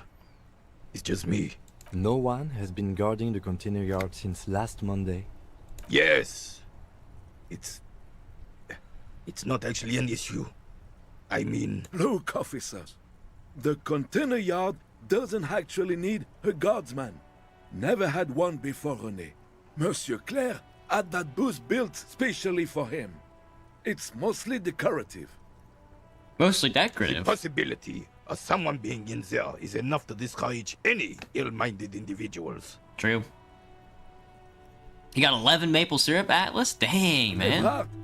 Maple syrup's a pricey little number. He knows should sell some of it. Grabbing his pension of honor and PTSD isn't something a man can live off. A decorated Kingsman collecting tear reflects bad on the whole neighborhood. His words. Such dependency only weakens man further. Do or die, no middle ground. René is but one man. We need a program. Get all the elderly back in the job market. Keep folks motivated. René should rent out his services, invest the profit, get a few more guys, expand, repeat. Wage work is a dead end. He's right. Yes. Can we conclude the topic of my guard booth now? He is not going to become an entrepreneur. Got it. Yes. Like I said, it would be up anyway, so might as well keep an eye out. It keeps my senses sharp. You guys know anything about that body hanging back and the whirling rags? Unfortunately, I don't. Unlike most of the locals, I have no qualms about assisting law enforcement. But this affair has passed me by completely. And most of the locals? In Martinez, the union is the law. So can you really blame them? But you don't have a problem with cops. Cops is a pejorative term. I don't have a problem with policemen. On the contrary, I admire the effort to bring order to our streets. So again, you don't know anything? If I knew, I would not be afraid to tell you. I simply don't. I'm an old man, not a coward. The daily business of the riffraff no longer concerns me. Okay. This is a man with a lot of past, but little present, and almost no future. You seem to be playing in a crater. Yes. The terrain here provides an interesting variety to a familiar game. Do you know what created it? I do. Fire from heavy artillery. It's a crater left by artillery fire, but why? Why what? Why was heavy artillery used? Because that's what happens when communists hijack your country, execute your supreme leadership, and turn your capital into a slaughterhouse. You use heavy ordnance to clean up your home. Who are the communards again? Commies, communists, socialists, anarchists, call them what you like. They just chose the name to feel special. Senseless sentimentality. Did you use artillery fire against them? Sadly, no. It was the foreigners who brought them to their knees. We fought valiantly. Too valiantly. So valiantly we got licked. Should have fought dirty, like they did with their suicide sex cult propaganda and mad anarchist women strapped to shrapnel bombs. We didn't though, and we lacked caliber. God bless him, but the suzerain's cannons simply weren't big enough. Why shell them here in Martinez? Because this place is a damn beachhead. Had to soften the commies up first. The beachhead? Yes. The military coordinated amphibious landing to take back Revachol. Revachol. He finds your lack of historic knowledge troubling, a sign of mental deterioration in the preceding generations. Martinez was used as one of the 3 footholds in Revachol during Operation Deathblow in 08. The other 2 are off in Stella Maris and the Delta. He points to the northeast. Deathblow sounds grim. This here is Blood Ground, where coalition boots first made landfall and cleaned those rabid dogs out. Most likely, we're playing pétanque on their mangled corpses. Blood Ground. You got old René going there. Like he isn't hungry enough already. The coalition? Mm-hmm. Don't get me wrong, officer. I hate those foreign dogs, but the enemy of my enemy and all that. They're the lesser evil. Is that why everything is so bombed out? Damn right, son. They laid the fire of hell on the city before they stormed it. And it worked, too. There's a strange gleam in his eyes. The rest of the city got cleaned up, but Martinez they keep as a monument. And now the Union Socialists are practically running the place. Well, it's your own damn fault. You, we, the coalition, Revachol, whoever you want to blame, never finished the job. Officially, the party never surrendered. Of course they still all influence. You don't even begin to truly understand the players on the table, let alone the specific circumstances surrounding the... What do you Foreign think? Foreign powers cleaned up our mess and now they rule us. Shake your head in shame. This coalition seems quite capable, actually. Commies just don't understand how money works. Nothing. I don't think, I just do. That's how it should be. Soft socialists paving the way for the hard-working class to take over. Man. Foreign powers cleaned up our mess and now they rule us. Shake your head in shame. I'm sorry it had to be them. After 8 years of fighting those hyenas, boiling cats for food and drinking piss in the mountains, I would have preferred if the Right Honorable King Guillaume returned through Revachol, or even if that damn clan Frissel had risen from the grave and led us. Sadly, that was not the case. This royal failure weighs heavily on him. Instead, all that is just, holy, and beautiful in the world was wiped away, and now it's neon signs with toothpaste ads everywhere. Foreign influence peddling garbage and stupid music on the radio. He sighs. This is just what the commies wanted. This was their plan all along. This is what they wanted to replace the role of the suzerain with. Hello, William. What's up? Who was the Frissel? Damn Frissel. Damn Frissel. He was the king we couldn't protect. The Carabineers failed him, and the crown. He died in the hands of the Hyperlay, in a very public execution. In a very public execution. You mentioned Guillaume. A true king in both blood and mind, led Revachol before Frissel. He would have been better, but the damn commies drove him into exile. What exactly is a suzerain? Suzerain is a king! Has everyone forgotten already? They've forgotten already. They've forgotten already, Renee. Soon, they will forget everything. They'll forget everything. Him too. Then he chooses anger over melancholy. It's no use talking to you. You were still in Daddy's balls when it happened. When we took our last stand against the filth and rode the cavalry straight into gunfire. I saw the statue of Philippe III near the roundabout. Ah, yes. King Philip III on his steed. A reminder of what Revachol once was. Oh, absolutely. At the mercy of a cocaine-snorting tyrant who emptied the treasury so he could sleep on a bed of gold. A superpower, feared and respected. A testament to what this country can be under the leadership of a true king. Someone who knows how to rule. How should a true king rule? Decisively, without fear of offending the sensibilities of the frail and weak-minded among his subjects. This is something the insurgents never understood. Powerful leaders are not afraid to do what must be done. That's what a country needs. Seems to me a leader should take care of his people before himself. Revachol would be a different place if more people realized that. We could still be the... Don't get started on that again. What happened, happened. There's some weariness in his voice now. He's heard his rant many times before. Carabiner doesn't reply, but his entire being communicates unbreakable resolve. No one and nothing can change this man's mind. He is as rigid as they come, still in that antique uniform. It's a symbol for him. What was that about cocaine? Oh, old Philip was a big fan of the purple nose candy the nobility loved so much. A cocaine connoisseur of sorts. His egocentricity is borderline legendary. You can't even take the responsibility for yourself. How could you fathom the responsibility weighs on the shoulders of a ruler? He asks, obviously annoyed. That's why the Philippian kings use cocaine. For clarity of vision. For clarity of vision. In their work. Regnum cocainum. Revachol's finest years. He seems to grow taller, brimming with pride about the past. Of course. Clarity of vision. Awareness. Philip III was even brought into this world with the help of cocaine. Damn. The court medic administered a dose to his mother when she was in labor. And it is well known that with the help of cocaine, only the purest, of course, he was able to connect with higher realms. Higher realms. Higher realms. Of course. It all makes sense. It all makes sense. What was that about higher realms? That sounds interesting. It's really not. Please, do spare us the cocaine fairy tales. Yes, indeed. We're not here to investigate the drug trade of centuries past. Alright, let's talk about something else then. What is it about an old soldier that makes him stand so proud? All you observe is a veteran refusing to let go of the past and his old uniform. This is not uncommon. This is the uniform of the Royal Carabineers in service of Frissel I, Guillaume le Lion, and the valiant King Philip V before him.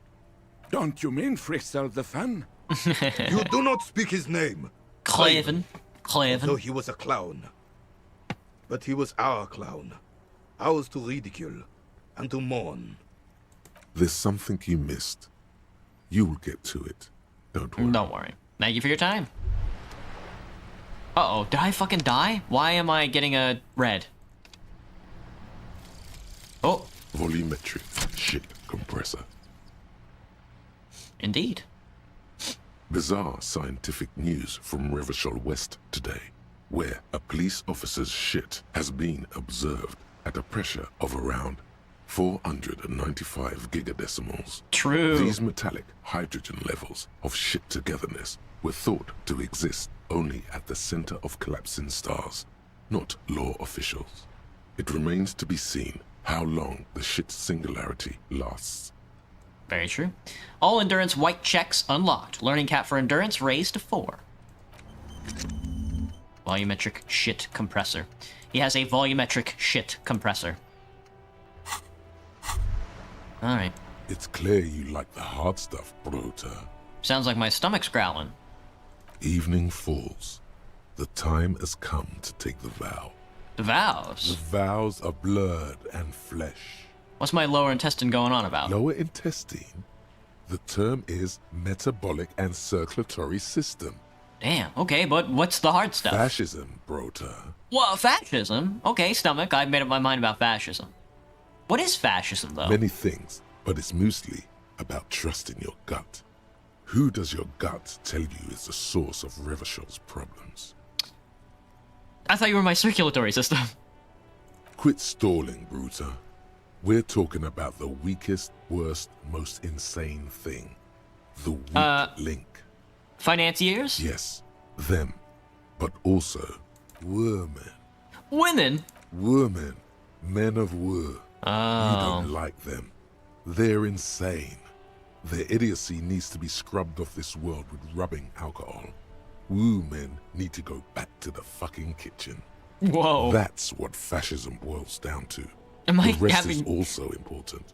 But the main thing is that woo men need to know their place. Holy, am I having some kind of fucking stomach seizure? Stomach truth. You're having a stomach truth. Why am I getting this? Because you've said the hard things that others won't say. The good things, you've said them many times. Fascism? That sounds so bad, though. What if we call it something else, like traditionalism? Okay, yes, let's call it that. Good thinking. Alright, Stomach, I've made up my mind about the fascism. You're going to keep your vooz, right? No, I'm gonna be... I'm not gonna be played by an upset stomach. There's a slow, painful growl somewhere in your intestines, knocking on your alcohol-engorged liver. It is one of betrayal and disappointment. Push that shit back down. Push that shit back down. Oh, gross. Gross, dude. Gross. I have really outdone myself. This is divine. He's made the ultimate sandwich. How's my collection of plushies going, Cherry? It's getting there. It's getting there. I hope I get the new apartment, because... I hope I get the new apartment on the lower floor, because the windows are slightly smaller, and what I want to do is I want to take a lot of the plushies and, like, line them up in the window and cover the entire window with plushies. Yes, that's what you need, Gaston. More padding on that fat ass of yours. I hope your heart gives out. René, it's a little pleasures. Life doesn't need to be a struggle. Hello, officer. How might I be of assistance on this fine day? Bet you don't have the blue shark from IKEA. I do not have a blaha. A blage, Majima. I do not have a blage. Not really for me. I don't... That's not really my kind of signifier.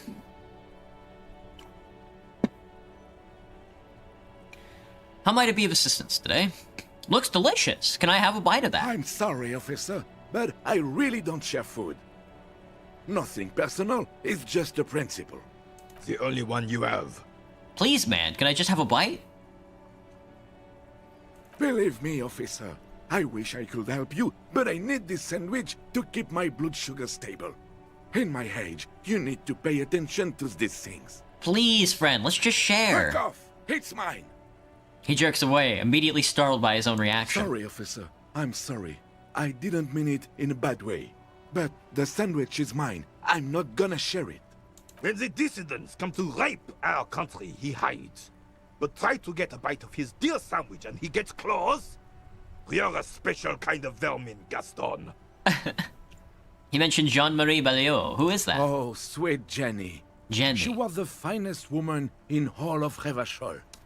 Maybe the entire world. Do not defile her memory, Gaston.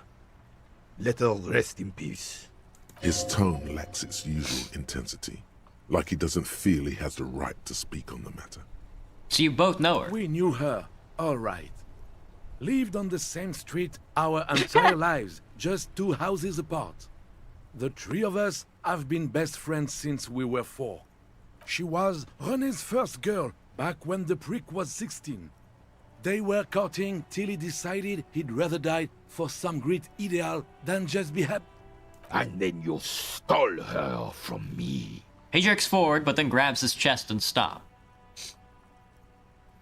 Do not intervene. Well, technically, you stole her from me, because we'd been pretty close ever since you two Later, had Atlas. that falling out over the ink you spilled over her pretty yellow dress. We were just boys then. This was different. You... The tall veteran looks at you and nods. No point starting this all over again. For the 1000th and the first time. Especially when we have company. Officer. What happened to her? She died of pneumonia 2 winters ago. It was a quiet passage. Peaceful. He smiles faintly. René and I were both by her bedside when she... He pauses, searching for the right words. Died. Oh, fuck. No use sugarcoating it. Won't bring her back. Will it now? Departed. Departed. Until the very end she couldn't decide between us. The most indecisive woman I've ever met. You missed the high C from McDonald's. They took the high C out of McDonald's? It wasn't like a year ago when I went to a McDonald's when I lived in Texas and they had high C there. Did they really take it away? Jesus. Why do you think she was indecisive? She could never make up her mind about anything. What to have for breakfast, favorite color, or which one of us to marry. The look in his eyes is happy and distant. She was always leaving one of us for the other, but never long enough to actually get married. Nothing wrong with weighing your options first. Heck, technically, we're both still engaged to her. You always confused her. Couldn't let us be happy. Seduced her with your fancy words and pastries. He suddenly remembers you are still there, falls silent, and turns away. Thanks for sharing. Of course, officer. Memories are all we have left.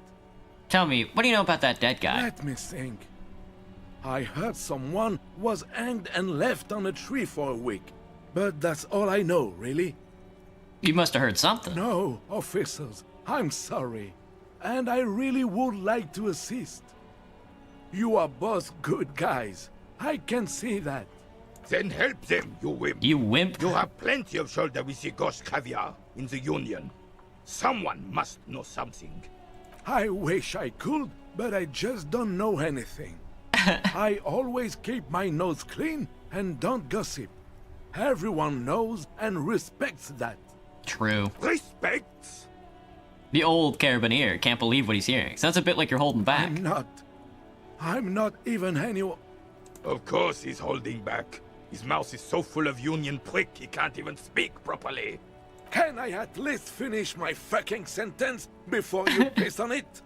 Is that okay, René? I'm not anyone important in the Union. I just know Evrard.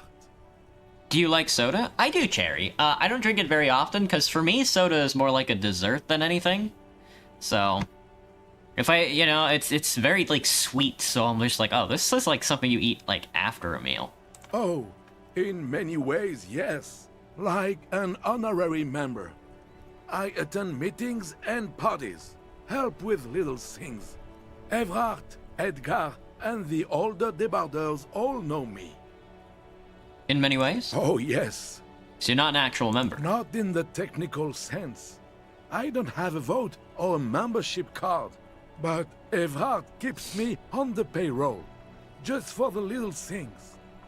Oh, it's still there, you're just craving it. Oh, okay, Majima. Yeah, honestly, same. Of course he's not a member. He's not a member of anything. I knew that. He's a Vezavane. Turns the way the wind blows and tries to look important. You hate soda, Cherry? I think a lot of people do, but they sell a lot of it. Rabble, but even siding with them is better than living your entire life on the fence. Never committing to anything. Pick a damn side already. How do you know Evrard? Everyone in Martinez knows the Clare brothers. I taught these boys human studies and history in the gymnasium. Wow. What do you know about history? You never witnessed history. Only heard about it years later, when it had already moved on. You don't know history. You got $4 at tips today at work, Majima. Nice! Congrats! That's always good. I usually only get like a quarter at tips at as tips at the grocery store. The old soldier mumbles something under his breath and turns to face the sea. Let's try not to get caught in a crossfire. Lest we leave riddled with bullet holes. This animosity is ancient. What are the little things you do for Evrard? Writing work mostly. Occasionally, he needs something written, and I happen to have a way with words, people say. What kind of things do you write for? Oh, nothing official, I assure you. Just essays for the newspapers. About Martinez and how things are and how they could be. Evrard and I had these long talks where... I feel like every American has pop on them. I don't usually carry soda on me, no. I usually don't have any in my fridge. My fridge is also tiny. Well, he tells his little pen man exactly what to say. It's commie propaganda, plain and simple. You should be ashamed of yourself. Thanks, that's all for now, lads. No, thank you. For being consummate professionals. You'll have this case wrapped up in no time. Bye then, lads. Thank you for partaking. I'm going to try and booze up this alcohol, try and get the Union boys down so they don't try, so when the mercenaries come trying to pick a fight with them, they don't all get, like, shot and killed or whatever it is. Still don't want to talk to them just yet. The man ponders his cooking utensils, and the mention of mañana gets his attention. He smiles and delivers a whole slew of unfamiliar words and lively gestures. Then he falls silent again. They're friends? What's that borscht you're making there? Point to the large The man pot. says a couple of sentences in that strange language of his, and then seems to wait for you to speak. Yes. Borscht need more vodka? He picks up a bottle from the shelf. Okay, so it's vodka that keeps the men happy and in good spirits. Clever move by the Union. Vodka borscht! Yes! I love it, Bratan! Turn it the fuck up and then ask for some yourself! Turning it up seems like a dangerous idea, honestly. The place is a powder keg. Yeah, nod and turn your fingers clockwise. Turn the vodka up. He smiles, nodding vigorously, then pours half a bottle of vodka into the pot. With a whistle, he stirs the brew. And I will be not partaking in that. Talk to the smoker. The smoker on the balcony. Find money to pay Gart. Close the water lock on Wednesday. I'm going to give this check to Gart while I have it. Can I help you? Got the 20 real? I have a giant novelty check. You must be kidding, right? Yeah, good one, officer. Real funny. But this establishment only takes cash. Now, do you have that cash, Mr. Novelty Check Man? Frit, near the gates. They'll exchange it. Frit near the gates. We'll exchange it. Then why are you wasting... Frit near the gates. Oh, right, at Frit. Frit will exchange it, okay. You say pop, not soda, Cherry? Okay. They usually say pop in New England or something, or in like the Midwest or something like that. Hello, Fritte. Welcome to... What's that magazine she's reading? What magazine you reading? You mean this? I never talked to her, did I? She looks at the cover boasting a colorful photo of two girls kissing. Dang. A tiny fridge, guess you'd call it a mini fridge. You love frosted cookies are the best cookies, Majima? This is Pop Stars. It's got, like, famous people in it. It's not for sale. Frosted cookies, huh? A lot of frosting I can't really get behind. But cookies in general. I approve of this very futuristic tap on the girls kissing. She pops her raspberry-flavored bubblegum and nods. She's so true. The lieutenant frowns at you before turning to the clerk with an apologetic half-smile. What is this Frit? I don't know. Frit? What is Frit? A 7 to 11 grocery store. Why is it written with 3 I T's? think they think that the extra T makes it funkier. It doesn't. Okay. I'm not really supposed to be chatting to anyone, but... I need to exchange this novelty check. Wow. I didn't know you worked for the Union, sir. She rolls up the giant novelty check, looks like she's seen it before, and slips it under the counter. Anything else I can do for you? Does Frit have a warehouse in the back of the Whirling in Rags? A warehouse? I don't know.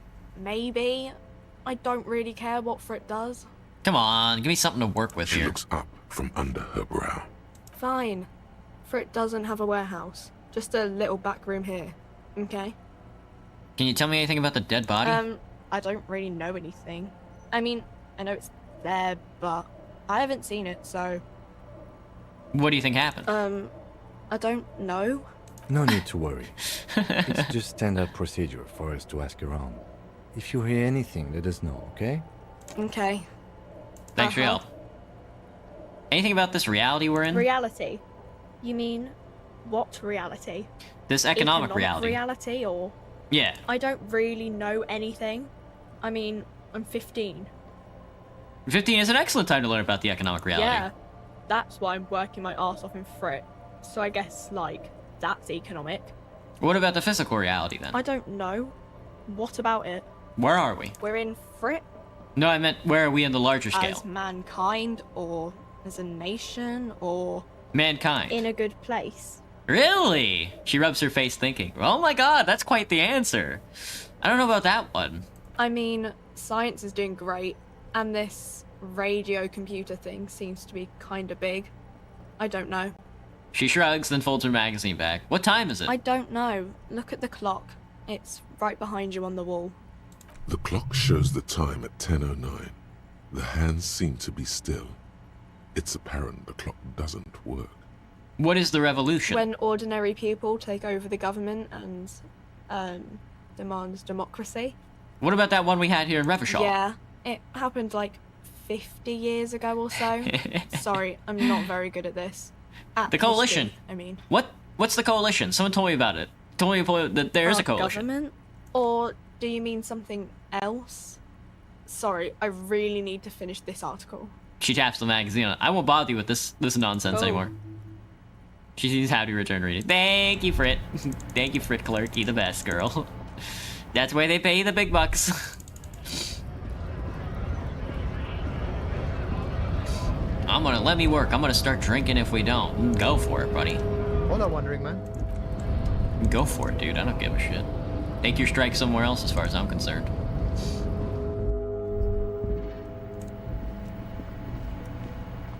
Wee, wee. Can you fast travel in this game? I have to acquire a copy of the city map from the store. I'm not doing that. Why waste my money? I know where I'm going.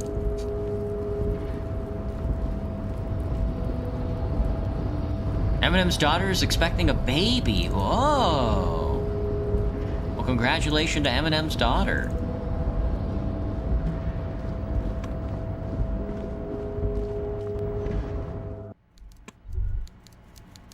Mr. Clare. Mr. Everett Clare.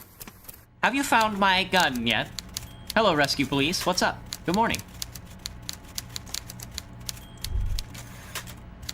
Mr. Everett. Dubois, every worker... He leans toward you, waiting for a completed sentence.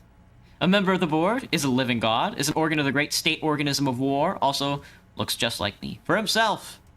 A member of the board? That's right, Mr. Dubois.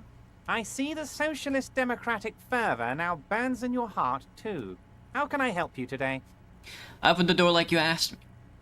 I did it, Everard. I made it even shadier. What? The big man looks at you surprised. The brew! The shady brew! Oh, how could I forget your little side project? Well done, Harry. Well done. Don't even tell me what it was. But good job. I love it when workers take the initiative like this. I opened the door like you asked me. Can we discuss the murder now? I'm very glad to hear that, Harry. One question. You Boy, didn't level up. actually happen to stumble in and see what's inside the apartment, did you? There is no way to sway this man in any direction. He is unsuggestible and unswayable. Just tell the truth. The deal wasn't for me to go inside, so I didn't. You're right, Harry. You only had to unlock the door, which you did. So we're all good here. Now let's get down to brass tacks. It's time for men like me and you to figure out who's killed who and why. Real police work is gonna start happening now. I promise you, Harry, this is gonna be good. You said the lynching and the strike are related. How? By now, I'm sure you've figured out who the dead man was working for. The bad guys. Wild Pines. Sent to scare us. Another violent measure of the top hats against us flatcaps. What do you mean? Harry, this strike is the culmination of many, many mistakes made by the Wild Pines group. They tried to shut the strike down by sending in armed mercenaries. You mean our victim? A security contractor? Can you imagine that? Workers standing in peaceful protest, united in the spirit of fellowship, and they send hired killers to mow us down with machine gun fire? I'm talking beasts. Hardened killers from proxy wars in Yisut, Semenine, Saramaritsa, you name it, they've done it. Raping, killing, burning villages, killing little children for the Senorita Pineapple Company, Harry. Everything they did there, they brought over here. They want to turn Revachol into a third world slum. Honestly, the only thing they didn't do is kill the village elephant. Go on. Now, I haven't personally witnessed the brutalities out there. I have the luxury of staying in my container, you see. If I need to go somewhere, they just move my container. Go on. About my fun container? It's a hoot, Harry. Who knows? Maybe you'll be in here the next time they move it. It will be very fun, I promise. But enough about me and my container. The killers the company hired, I think there were 3 of them. All hardened commando types. 3 of them. One of them got downright suicidal. Getting drunk, violent, a little rapey. Even their own negotiator couldn't control him. That's your boy. The one who likes hanging out and trees. What makes you think the Wild Pines negotiator can't control them? Harry, what you need to realize is, we dock workers are not pushovers. We got grit, Harry. This whole neighborhood does. Push us hard enough and we push back. And when we do, we push to kill. Who exactly did the pushing? There's a militant wing inside the Union. A group of people whose duties don't involve manual labor, but peacekeeping in the neighborhood, making sure everything runs smoothly. They're like you guys. Idealistic people who want to make sure bad things don't happen. And if they already have, well, punishment must follow. So these idealists killed our victim? One day Titus Hardy, leader of this peacekeeping faction, comes up to me and says, "Boss, Socialist Democratic fervor drove us to take it upon ourselves to kill this beast that was burdening the land." He probably worded it differently, but that was the idea. Sure sounded to me like they killed him. I gave them 2 weeks paid leave and told them to lay low to avoid retaliation. Aren't you worried we might arrest them for this? Oh, I'm not at all worried about that. These are not the kind of men who get arrested. They're Martinez boys, tough and gritty. I'd like to see the man who takes them in. Besides, I sent my lawyer girl to look after them. If he's just boasting, then it sure doesn't feel like that to you. He's not worried. You mentioned... Oh, right. How do you know about the mercenaries were hired by the shipping company? How do I know? Let me tell you about these people. That's their M.O. It's what That's they what do. they do. Last winter, some poor workers in Terminal E went on a little strike. The company sent in Sediment, a security contractor. The strike was over the workers' right to wear protective footwear, Harry. These guys turn up and start beating people. Tell you what, Harry, I wouldn't be surprised if we got the same mercenary company, after a little rebranding. And I'm sure as hell not surprised to see an army of scabs under my gates. So you believe the scabs were organized by the security contractor? You said it. Hell, one of those guys looks big enough to take down that proverbial elephant. Boys like that don't just happen to show up during strikes. He's not scared of them. If anything, he likes them being here. Strange. You mentioned a lawyer girl. Oh, Liz is a bright one. I paid for that law degree myself, thinking it'll probably turn her all fancy. But hell, Harry, she came back a firebrand socialist. Sometimes she scares me with her zeal. Tell me about Titus Hardy and his crew. Oh, they are simply fine young men, all 7 of them. Exemplary union members, always working to advance their position in the local socialist democratic movement. Core members. Old Theo used to run them, but things really kicked into gear when Titus took the reins and named the group after himself. Gotta love his initiative. Interesting. Who's second in command? They're almost all of them great guys, born leaders. Whatever happened, I'm sure they only had the best interests of Martinez and Revachol in mind. Work with them. Hell, interview them. But don't fight them. They really are just like you. Men who like beer, women, and some order on the streets. Where can I find them? You know what, Harry? I got a feeling they're gonna show up in full force tomorrow. The lieutenant marks something in his notebook. In the future, I could use your backing. Can you ask the Hardy boys to cooperate? But of course! It's the least I can do for my good friend Harry. I'll do it right after we've concluded this talk. When you meet this Titus, tell him about this. See what he has to say. Indeed. Also, Harry, here's 5 real. Take it. The lieutenant watches you pocket the banknote. He looks a little puzzled. How many micro bribes would this guy take? Good boy. A real team player. Now, do you have any more questions? Good talk. Let's conclude. Was it a good talk? I'm not sure we made much headway here. I was hoping we'd bust the case wide open. Heck, I even wanted to tell you what I really want to achieve with the strike. I don't know what happened, Harry. I wanted you to feel like Mr. Martinez. And of course, I also wanted you to find your gun. But it's like I can't completely trust you. Yet. Yet? Yes, Harry. It's like I can't fully trust you if you're not a man of the left. It's true. I want to, but I just can't. He's been hurt too much in the past by men who aren't social democrats. Oh. What's that supposed to mean? I'm more left than you are. You're saying it, but I don't believe you. You know how it is. Company snitches, agent provocateurs everywhere. I'm barricaded in this fortress of mine, and I need to get a message out. Will you help me? And what would this entail? Once again, I require nothing unethical or illegal of you. You just need to get 2 little signatures on this piece of paper, and then mail it to my accountant in La Delta. What are the signatures for? I'm glad you asked, Harry. The Union is going to build a modern youth centre in Martinez. It will be righteous. We're gonna get those teenagers off drugs and on roller skates. There's a nameless little street on the coast with some old houses around it. Most people have already signed.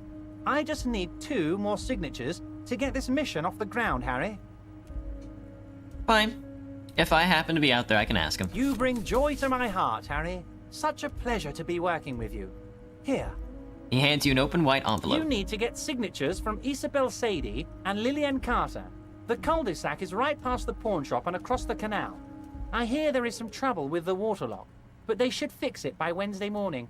Once you have the signatures, mail this to 13022 La Rocca in La Delta. Then I'll know you're a solid socialist. I'm gonna leave now, but we might talk later. See you soon, Debardeur. Just big man. kidding, but not too much. Not too much. All right, we got our big piece of paper. White envelope with a stamp attached to the upper right corner, handed to you by Everard Clare. Inside are some legal documents with 2 names printed on them: Isabel Sadie and Lillian Carter. Both signatures are required. Well, let's take a look about what it says. You take the legal documents out of the envelope. A 12 to 40 month construction period and the zoning plan. Look at the zoning plans. The youth center cuts into the ocean like the bow of some great modern ship. Apparently, it's going to cover most, if not all, of the street and the square between the existing houses. It's 3 stories tall. Kim, what do you think of this? I'm no property lawyer, but it looks fine. I like the print size. They're not selling or leasing anything. It's not a perfect solution, but... Trying to find a loophole in the deal. There doesn't seem to be anything of interest here. No fine print. You're smart. You can read. You're smart. You can read. What an evaluation. Let's take a look. Get 2 signatures. We gotta go across the sound to actually get that signature, though. We could keep leveling up Inland Empire, or we could grab one of these. Some kind of superstar, apricot chewing gum scented one, Col do Mamadaka, Dakwa. But I'm gonna hold off for now, because I'm sure there's gonna be more interesting ones that we can grab. Chewing gum is probably the most important one that we can grab so far as Harry is concerned, at least. But let's get out of here, and let's go talk to the White Pines representative. Actually, let me go show you guys what a fucking fascist looks like, man.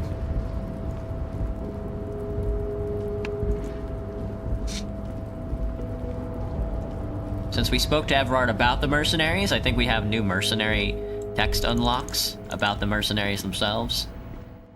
It's pretty grotesque shit.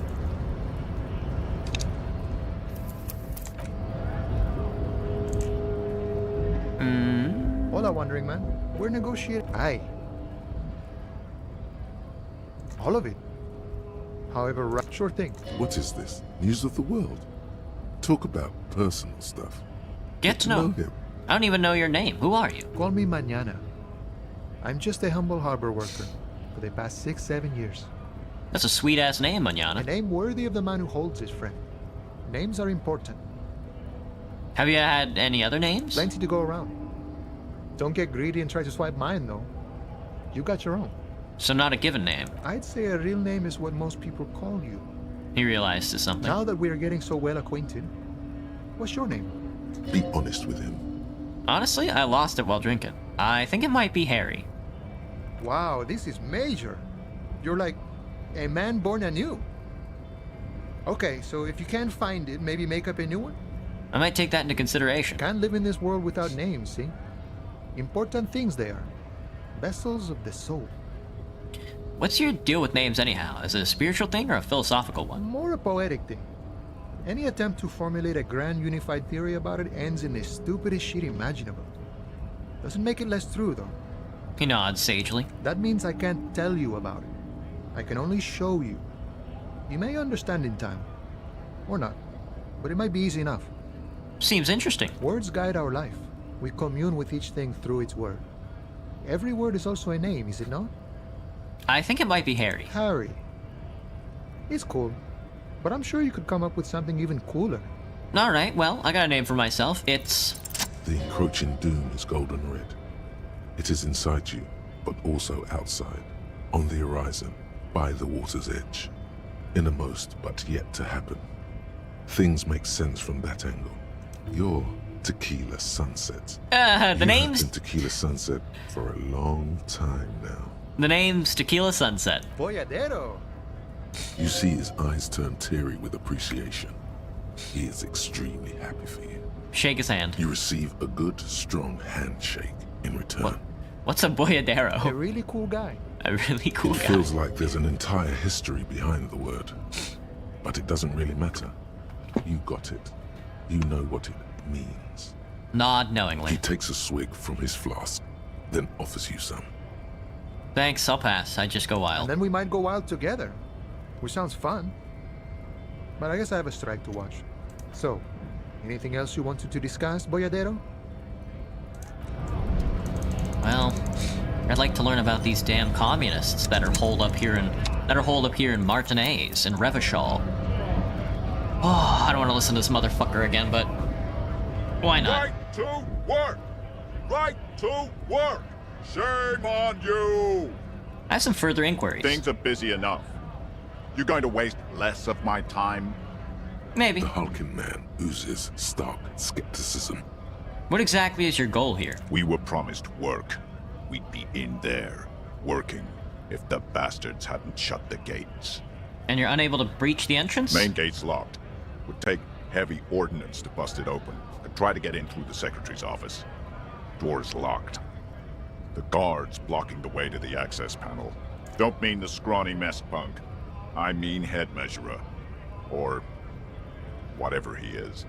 Have you considered storming in, like all of you? Why don't you go arrest them instead? I'm sure they've done plenty of criminal shit. They have that look. It would be better for the neighborhood if you went home, at least for now, if you can't get in anyway. No! They will give up eventually. Or get drunk. Leave the button unguarded. Then we charge.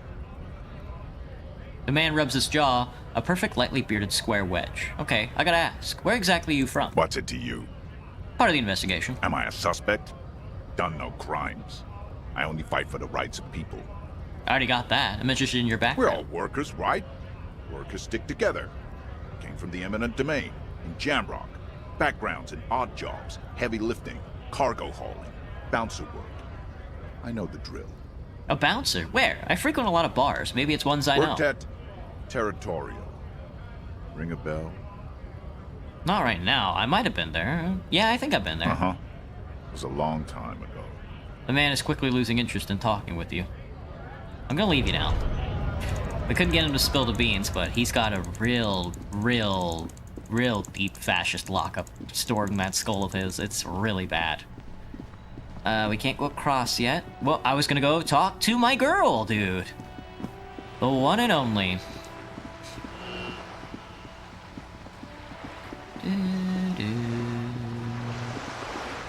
Should we conceptualize the wall again? See if we can't crack it open.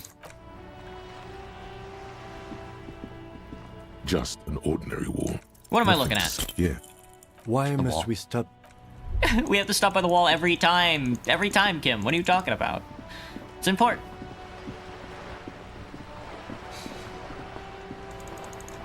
Open the crates. Medicine. That shines like it was recently painted. Docking reserved for residents of Rue de Saint-Guillet, 33A. The room in the whirling isn't much bigger than this sloop. A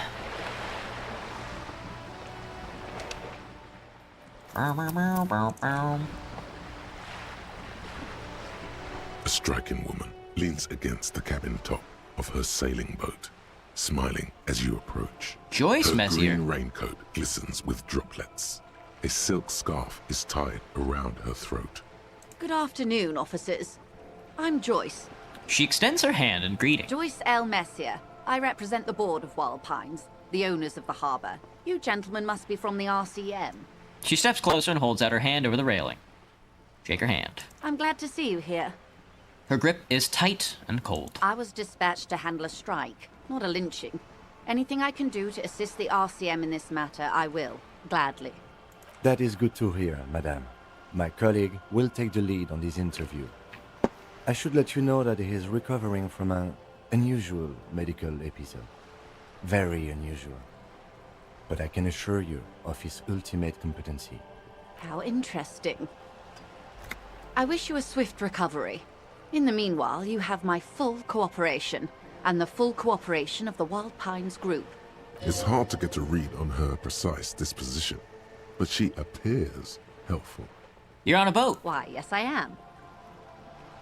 Not a lot of people on boats, are there? Does she have a name?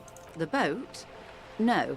It is called Cordelati 19, because that's the type of sloop it is. The word "it" feels strange. Such a beautiful boat deserves a proper name. Cool, but your boat really needs a name. Okay. How about Cordelati 19? Why? She taps inside the boat and makes a hollow sound. Because it was manufactured in Revachol East by a company called Cordelati, and its hull is 19 paces long. How about Dolores? Why Dolores? It feels pretty. Well, it means nothing to me. I think I'll stick with the factory name. But thank you for the suggestion. What kind of boat is it? It's a pleasure craft. Whoa. A 19 pacer. It also happens to be rated for Category 1 racing. Damn! Though these days I mainly use it for business. How do you like it? My sloop? I like it a lot. It's the eel's hips, baby. Nice. I'm enjoying this part of the interview. It has so little to do with the murder we're investigating. I really do, the lieutenant thinks. Is she thrown off yet? He's looking at the woman, assessing her. Not a lot of people on boats, are there? Of course there are. We're on an archipelago. How else are you supposed to get around? What do you mean, archipelago? I mean, we are on Le Caillou, are we not? Caillou? I thought we were in Revachol. We are. And the city of Revachol is on the island of Le Caillou. Still, I haven't seen anybody sail a boat around here. I haven't seen anyone else drive a souped-up Capri Kenema motor carriage either. She is not happy about this conversation. Actually, that motor carriage has been specially issued to serve as a patrol and pursuit vehicle. Nice. At least you're purple. Thank God I'm purple. It's for crossing long distances in the greater Revachol industrial harbor. It's not a toy. Neither is this. A toy, I mean. It's a machine for crossing long distances in the Bay of Revachol, between the city and the islands. She's having a good time arguing against the law. Too good, perhaps. You got a license for this? Officer, I assure you, I'm a highly qualified pleasure craft operator. Pleasure craft operator. I think I have a handle on the boat thing. Good. Well, tell me about Wild Pines. What do you do? What we do?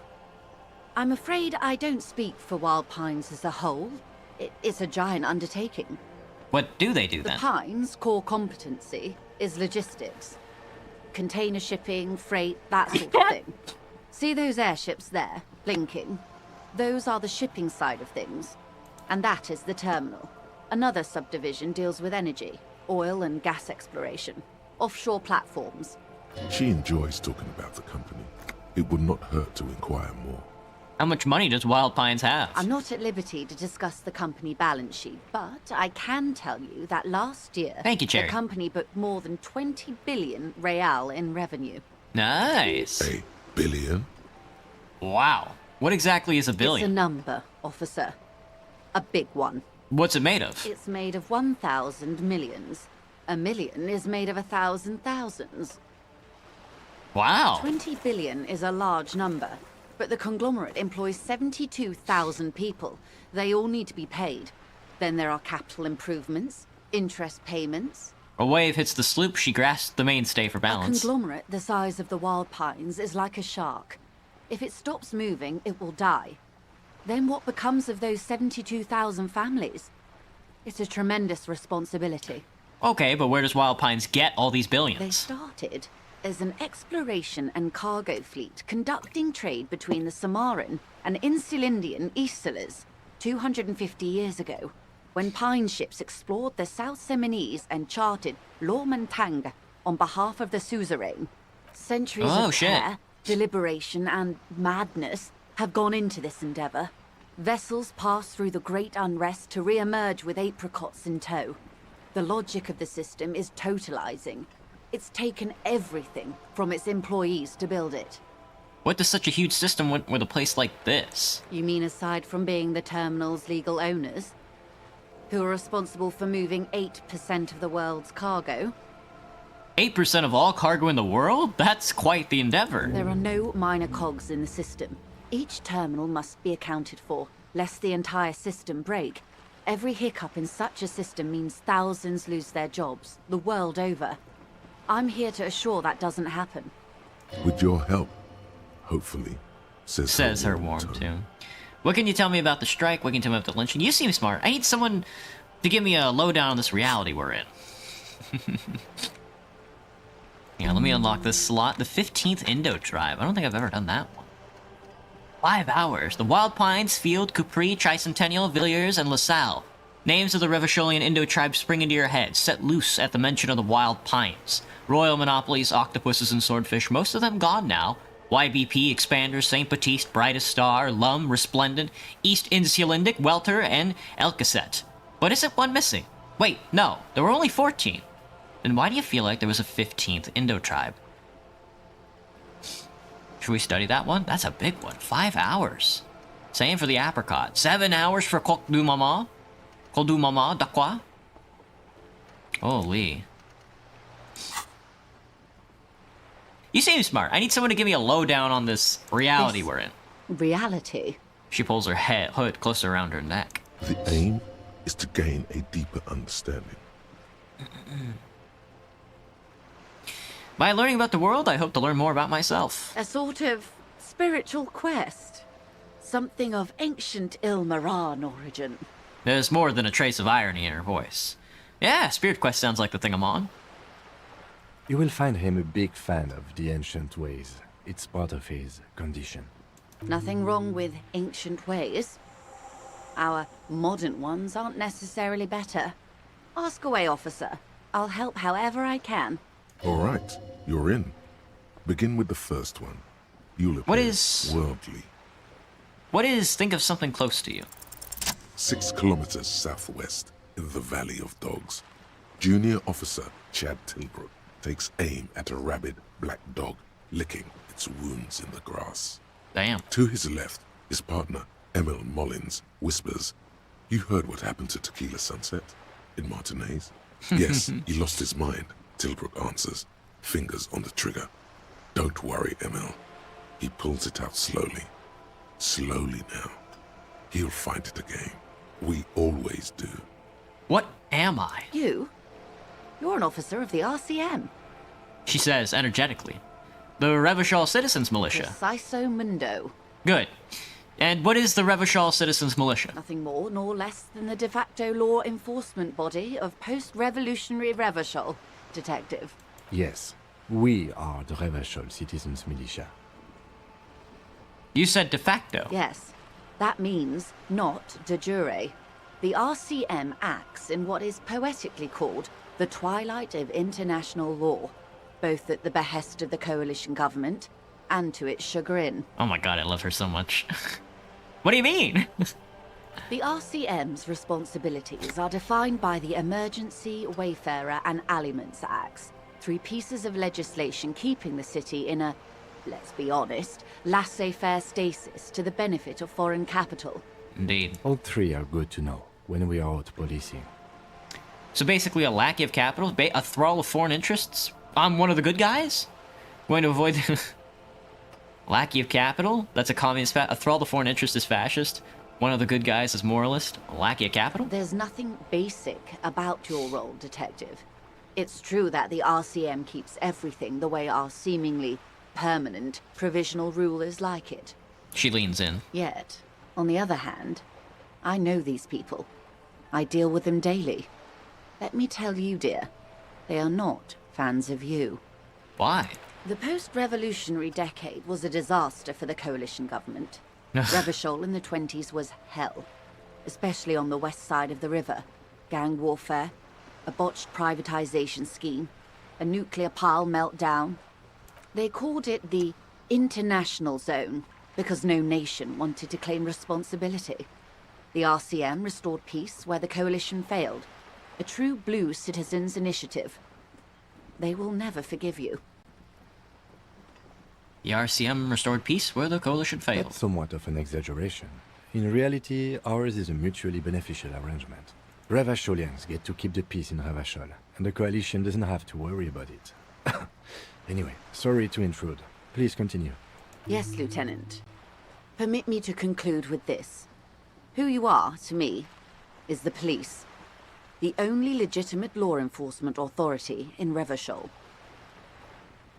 Thank you, ma'am. And if the law officials of our nation need help with the basic terms of reality, well... And I'm here to help, she bows. Very good. What is reach for something fundamental? A strange coldness comes over you as you look at the world. The waves sway the sloop slowly. That's all. Where are we? We're in Martinez, baby. And what is Martinez? Martinez is a district of Revachol. A very small district tucked away near the industrial harbour, north of the 881 and Jamrock. You would be excused for not knowing about it. Unimportant, they say. Forgotten, even. Shelled to smithereens during the Revolution. It has its charms, just not this time of year. Tell me more about Martinez. I'm not a good ambassador. I've only been here once before, as a teenager. Not a lot has changed. Not a lot has changed. There are ruins, a terminal, fishing boats, reeds, boys with boxy shoulders. Indeed. This place used to be a province, a workers' resort before the city swallowed it and the artillery did its work. The reeds are the real star of the show here now. The further down the coast, the wilder it gets. You mentioned a sea. What sea is this? It's not really a sea, it's the Bay of Revachol. And the bay feeds into the ocean. Are we near the ocean? Yes. We're on an island in an ocean. The world's largest body of water. The Insulindic. The Insulindic. Hello, Taven. What's up? Vast, lukewarm, and unknowable, flowing in and out of sight. Okay, what's this island then? Caillou, as you already know. Imagine a pebble. A smoothed-over pebble amidst a great blue sea, misshapen, cracked. The cracks are the River Esperance. We're in the delta of this river, on the 6th branch, the Martinez distributary. Jesus. What game is this? This is Disco Elysium.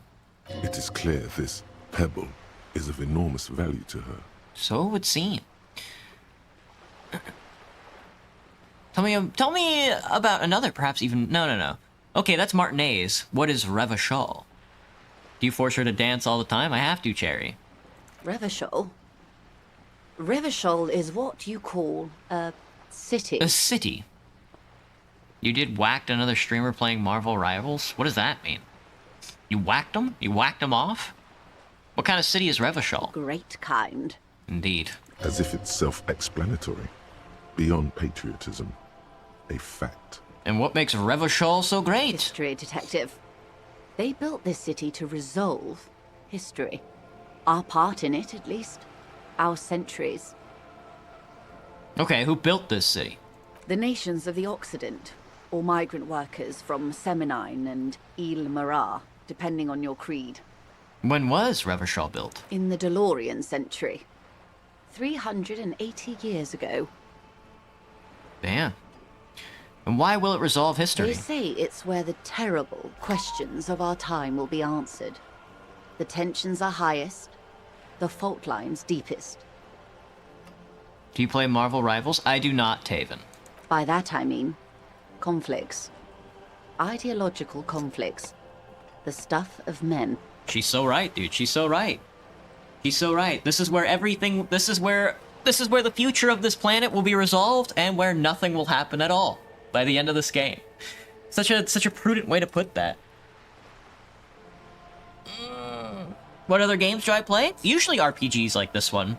On Fridays I play TF2. Sometimes like this week we're playing Roblox and Minecraft. And then usually some city builders, but usually RPGs. By that, I mean conflicts, ideological conflicts, the stuff of men. Why here? We are standing on a fertile, self-sufficient island, able to sustain up to 200 million people, in the middle of the Insulindic Ocean, the world's connective tissue. It's where the money is. So we're in an unimportant part of an important place? We're pretty much at the center of the world. Oh, we're quite a way off. About... Where she points across the water where the skyscrapers rise. 22 kilometers from the center of the world. That soldering iron is the bank of the world building. The bottom floors are Insiacom. Coalition government, Insulindian Mission Command. Look to the sea. You play Obby's Blade Ball and all those games? What do I usually play on Roblox? Usually on Roblox, I bounce around a lot, but usually we play the drive down a hill games. Silence. She lowers her hand. The water, the light. It's as though you're seeing it for the first time. There is no recognition, only the immensity of the sea and the cold radiating from it. Where are we? We are where we are. I have no truer answer to give, unfortunately. She watches you closely as you scan the horizon. We got a new one I've never done. Jamais vu. Derealization. Revachol Special Administrative Region Lakayu, the Insulindian Ocean, Coalition Government Insulindian Mission Command. Name after name, and none of them is familiar. They seem real, but something's wrong. You feel like a kid looking at stickers on the fridge. Truvant, the Apricot Company, World Games 34. You can almost see your hand reaching out for them. Scratch at the corners. See if they peel loose. This feels like the most important out of all the thoughts. The one you truly must complete. Maybe. Maybe. Get a reality lowdown. Joyce is rich and willing to answer your questions. Ask one. This is one thought you need to complete. Where are you? Where are you? Was there something else you wanted to know? I remember something about a lowdown. A lowdown. This has been informative.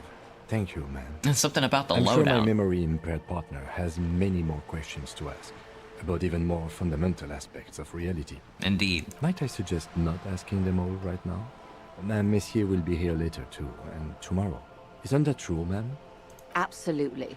My commitment here is long-term. You're right, Lieutenant. I'll continue later. It's better not to eat all your candy at once. Indeed. I'm always at your service. That's all for now. Glad to have been of assistance. The little that I know. What can you tell me about the lynching? Do? What about the lynching? You sub? Thanks, Taven. Quite a few things, I'm afraid. She falls silent for a moment, contemplating something. The information I'm to share with you includes sensitive trade secrets. For the sake of my employer, I have to ask for your names and badge numbers. Of course, ma'am. We should have introduced ourselves. I am Lieutenant Kitsuragi, from Precinct 57. The lieutenant hands her a piece of blue plastic. Lieutenant Kitsuragi from Precinct 57. This is my colleague from Precinct 41, Detective Dubois. I'm afraid Harry doesn't have his badge at the moment. I hope mine will suffice. Oh, and what happened to yours, Detective? She returns the lieutenant's badge and turns to you. Awkwardness washes over the conversation. The woman doesn't like this turn of events. Remember when my partner told you I'd recently suffered from an unusual medical episode? My lost badge is related to it. I see. So, are you saying you lost your badge during the course of this episode? Yes. I can't hear you, darling. Speak up, please. No. It's possible. I could have eaten it for all I know. I don't remember anything. This world, this city, nothing. Oh dear. I suppose this does explain some of the more curious turns in our conversation. Indeed. As I said, ma'am, his technique may be very unconventional, but he is an officer of the RCM. Of course, I sympathize, but I'm afraid I simply can't share anything more until I've seen that badge. Hang on. She's a professional negotiator. She should be open to some sort of mutually beneficial arrangement. Well, how do I negotiate my way out of this, then? She's a negotiator. Just float a favor at her. Insinuate. Surely there's some way to demonstrate our law enforcement credentials. I will be frank with you. If I'm going to break protocol, I need to be able to justify it to my superiors. They're going to want to see something very tangible. You're in, but expect her to drive a hard bargain. Like what? Reports from inside Terminal B suggest it's a hub for the local drug trade. This is an open secret in Martinez. The Union controls the terminal, so it goes to reason. The company has tried looking into this matter before, to no avail. Perhaps someone with your authority and resources might turn over the right stones. Just call me Lord Shadow? Maybe, Taven. You can change your name on YouTube. You can actually change your nickname on YouTube. I should play Marvel Rivals. It's Marvel Rivals, just heroes fighting other villains and heroes. Or you can recover your badge. Though, if I may be blunt with you, it sounds like that may be a lost cause. Detective, a word in private before we continue. Excuse us for a moment, madam. What you want, Kim? What's the deal? What are we cooking? This is not going quite as I hoped it would, Detective. How'd you hope it would go? Honestly, I was expecting you to use your unorthodox technique to keep her off balance, and not volunteer us to be her henchman. Really? I thought it was going so well. This woman is running circles around us. She might have known about your misplaced badge all along, or she's simply an adept improviser. Either way, we've played straight into her hands. He doesn't let it show, but there is a limit to how much the consequences of your unprofessional behavior can cost the investigation. Damn. We don't investigate the drug trafficking? Oh, that would be fantastic, but do we have the time? The world is large, and your badge is 8 by 6 centimeters. The world is large, and your badge is 8 by 6 centimeters. You could request a new one from your station, but that would literally take months. What do you propose? That we don't investigate the drug trafficking? If there is reasonable suspicion, we must investigate. Otherwise, she could claim we are siding with the Union, or that we are on their take. We'd never hear the end of it. What I propose is, we ask her, then we investigate, briefly. But do not share the outcome of this investigation with her. We tell her it's done, and demand for her information on the lynching. I see. It would not hurt if you tried more in the future, yes.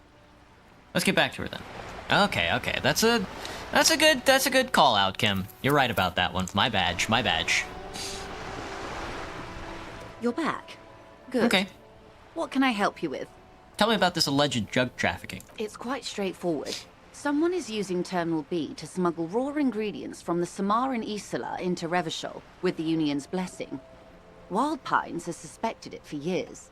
Ingredients for what, ma'am? Meth and dextroamphetamine, GBL, and various synthetic psychedelics. Honestly, it might be quicker to say what you can't make from the stuff. Let me get this straight. The materials come from Samara to Revachol through the terminal? Yes. After they clear the terminal, we lose track. The actual production is taking place at various sites in and around Jamrock Quarter, north of here. How do you change your username, Taven? I don't actually know. You click your icon and then you go to YouTube. Let me see. You go to YouTube. You click on your account or something like that, and then you just change it. I don't know. I would Google it, is what I would do. If I really wanted to do it, I would do the thing. Wild Pine seems to be well apprised of the local drug trade, ma'am. Do you mean to say the Union also produces the product? Sells drugs, I mean? Do I still want to kill the person in first place on the leaderboard, Jerry? That's why I leave it on there. We're gonna lynch him. We're in logistics. It's our business to know. And no. As far as the company knows, the Union does not produce it. They transport the ingredients for a cut. For a cut? And you want us to investigate? Yes, but you won't get anything out of Evrat and the Dock Workers Union. Still, every chain has its weak link. What do you mean? The lorries. Someone needs to move the ingredients from the harbour into the city. Once they reach Jamrock, they're distributed to a network of local manufacturers well beyond our grasp. But in transit, they are vulnerable. Perhaps you've noticed that a number of lorries are tangled in a traffic jam at the roundabout just now. Interview the drivers who are still hanging about. One of them might be waiting for a crucial shipment. She gives you a knowing look. I'll be explicit. If you find this driver, I will share company secrets with you. You'll be indebted to her, in a way, but one step ahead of the Union in another. Why didn't you come to the RCM earlier? We did. On more than one occasion. Apparently, there's some sort of inter-precinct disagreement about whose jurisdiction this area falls under. True. We know the company has launched its own probe into the Union's alleged involvement. We also know it's come up empty. It's not just the RCM. No one's been able to find any hard evidence. Well, here's your chance, officers. True. It's no coincidence the lawyers are stranded there like that, is it? No. We asked East Motor Track to raise the drawbridge. The road company is a partner of one of our subsidiaries. However... She pauses, looking to the seat. This is a limited time opportunity. Once the complaint has been processed by the Trade Committee, they'll have no choice but to lower the drawbridge, and the operation will continue. She looks north. Thousands of litres of raw ingredients will pour onto the streets of Revachol. Not the east across the river, but the west. The vulnerable. The weary. Well, at least this solves one mystery. What is that, Lieutenant?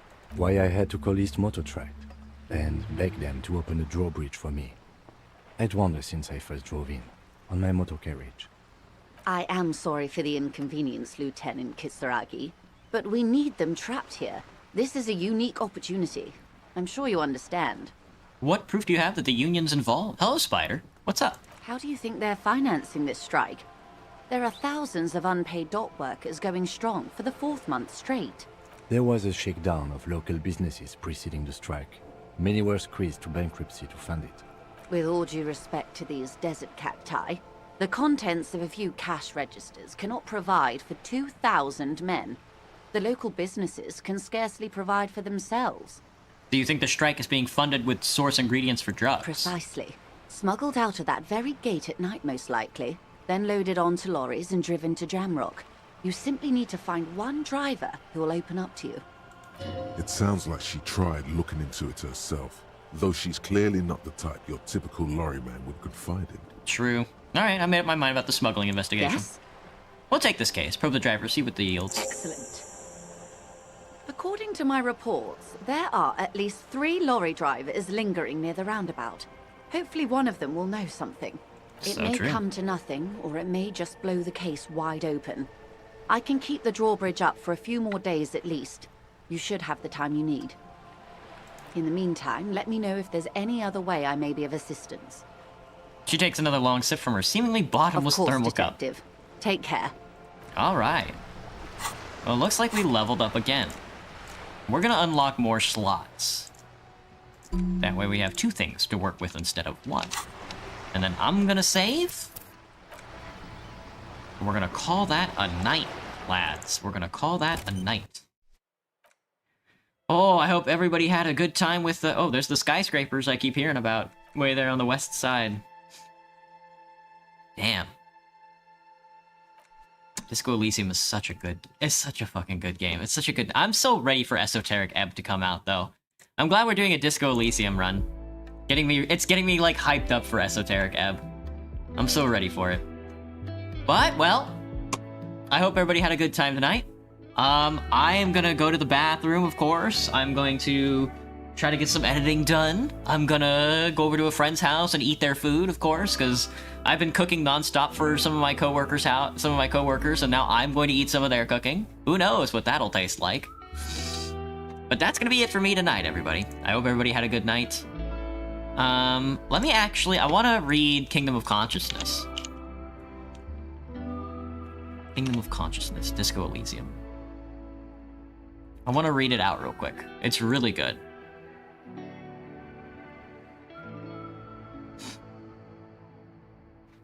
Alright. Because I still don't have anything to read because the library won't give me my damn book, so here's the problem with the Kingdom of Consciousness. Heartache is powerful, but democracy is subtle. Incrementally, you begin to notice a change in the weather. When it snows, the flakes are softer than when they stick to your worry-worn forehead. When it rains, the rain is warmer. Democracy is coming to the administrative region. The ideals of DeLorean humanism are reinstating themselves. How can they not? These are the ideals of the Coalition and the Moralist International. Those guys are signal blue, and they're not only good, but they're also powerful. What will it be like once their nuanced plans have been realized? And then after you study it for 1 hour and 25 minutes, you hit the solution, which is the Kingdom of Consciousness will be exactly as it is now. Moralists don't really have beliefs. Sometimes they stumble on one, like a child's toy left on the carpet. The toy must be put away immediately, and the child reprimanded. Centrism isn't change, not even incremental change. It is control over yourself and the world. Exercise it, look up at the sky, at the dark shapes of Coalition airships hanging there, and ask yourself, is there something sinister in moralism? And then answer, no. God is in heaven. Everything is normal on Earth. Good night, everybody. Have a good one.